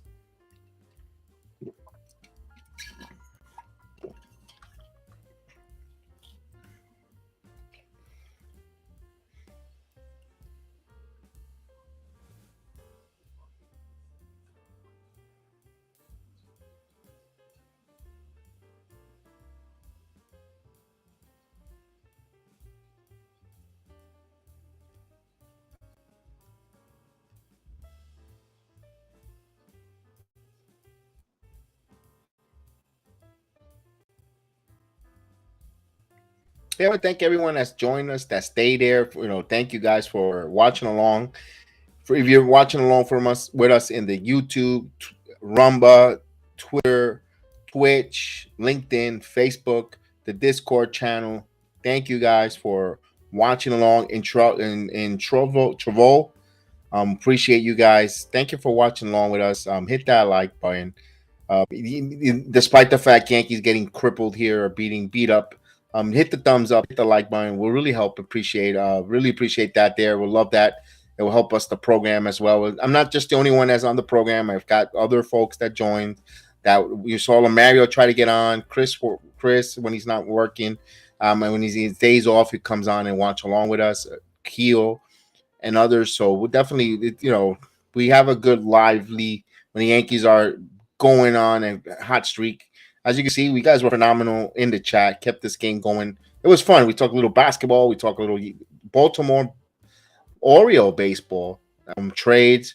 So this was a pretty, despite the Yankees getting killed, I kind of had fun talking to Camden. It was a fun watch along there with him talking about the Orioles. It was good. Good job there, Camden. I hope we see you more. Even if you come in to say hi, we'll love to say hi and always like to have that conversation going with you. That was cool.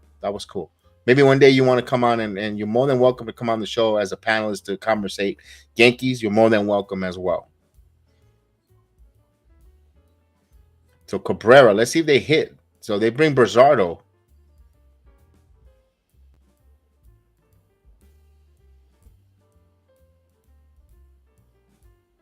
Swing and a miss.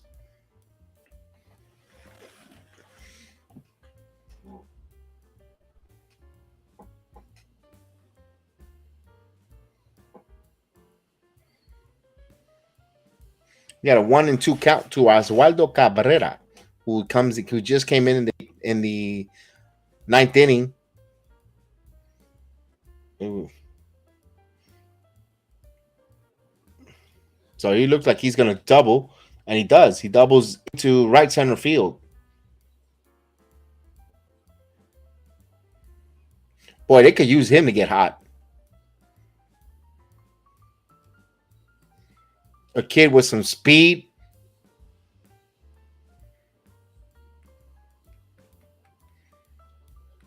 So the Yankees trying to break the shutout. There's a shutout in play here for the Orioles. Because the Yankees are on the verge of eating a donut.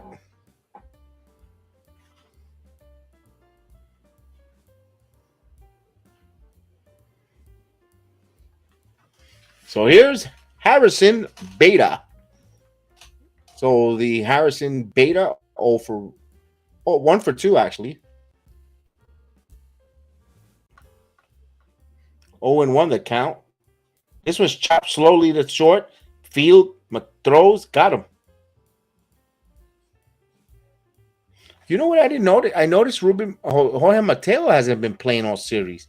Does he fall out in favor with the Orioles? That's right. They moved Gunder Henderson there. And you know what? Done a few of the games and it just flew right by my head.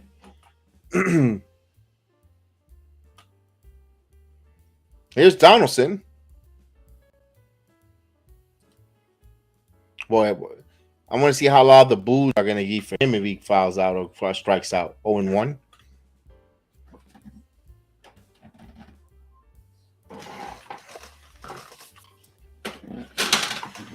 Swing and a miss.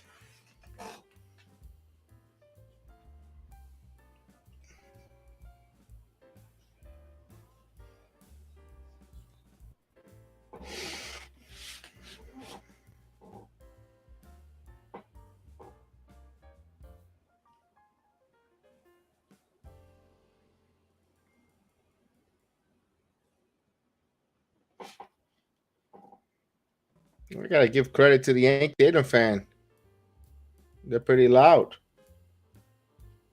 Donaldson pops this one up into right center field to the warning track, and he makes a play. And tagging and going to third goes Cabrera. Yankees in the final out. One more out away from this disaster to be over.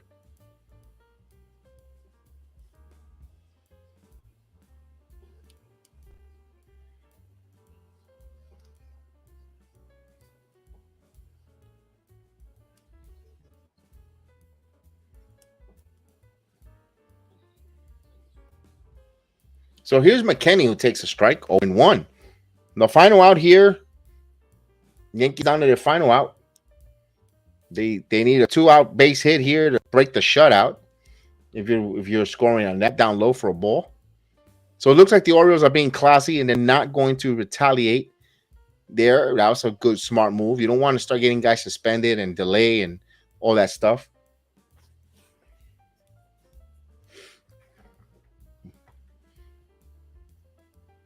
McKinney foul. So they're down to their last strike. 1-2 now.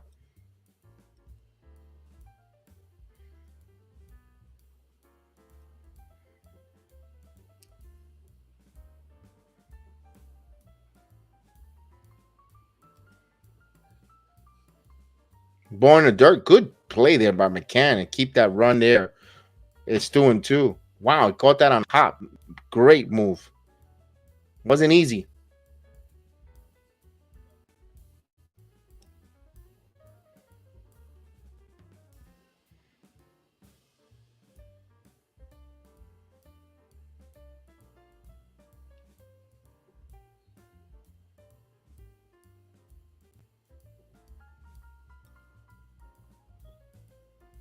And we have a payoff pitch.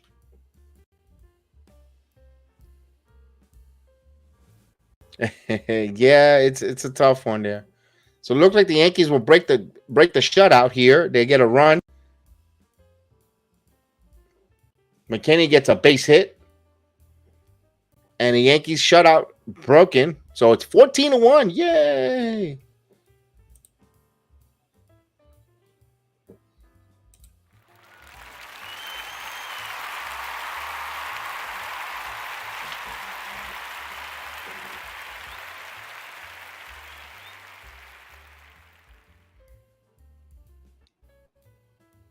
All right, so we're 13 runs away. Let's go. We're 13 runs away. This is going to be the Guinness Book of World Record, down by 13 runs with 2 outs. Let's go. The Yankees will score 14. I'm being facetious. LeMahieu takes a ball, 1-0.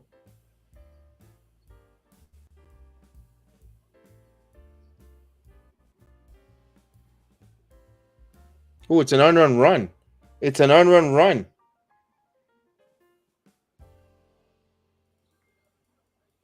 They gave him an error on that. He butchered it.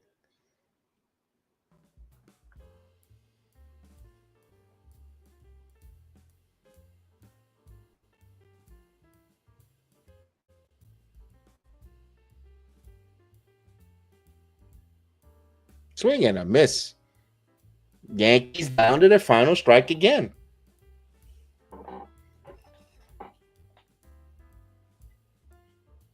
He fouls it. Still 1-2. He'll get ready for the big 2-out rally here. 2-out rally. The 2-out 14-run rally here to win it 15-14.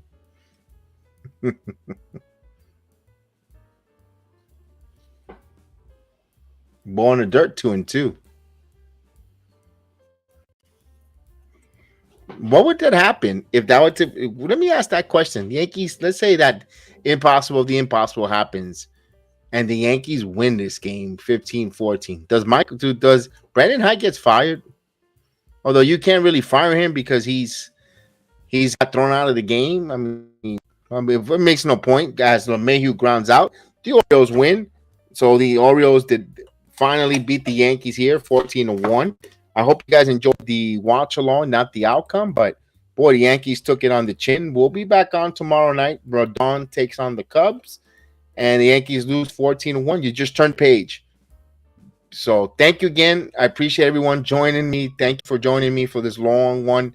Have a good night. It's a feel-good summer Friday tomorrow. Let's go. Let's get it. Have a blessed night, guys. Good night.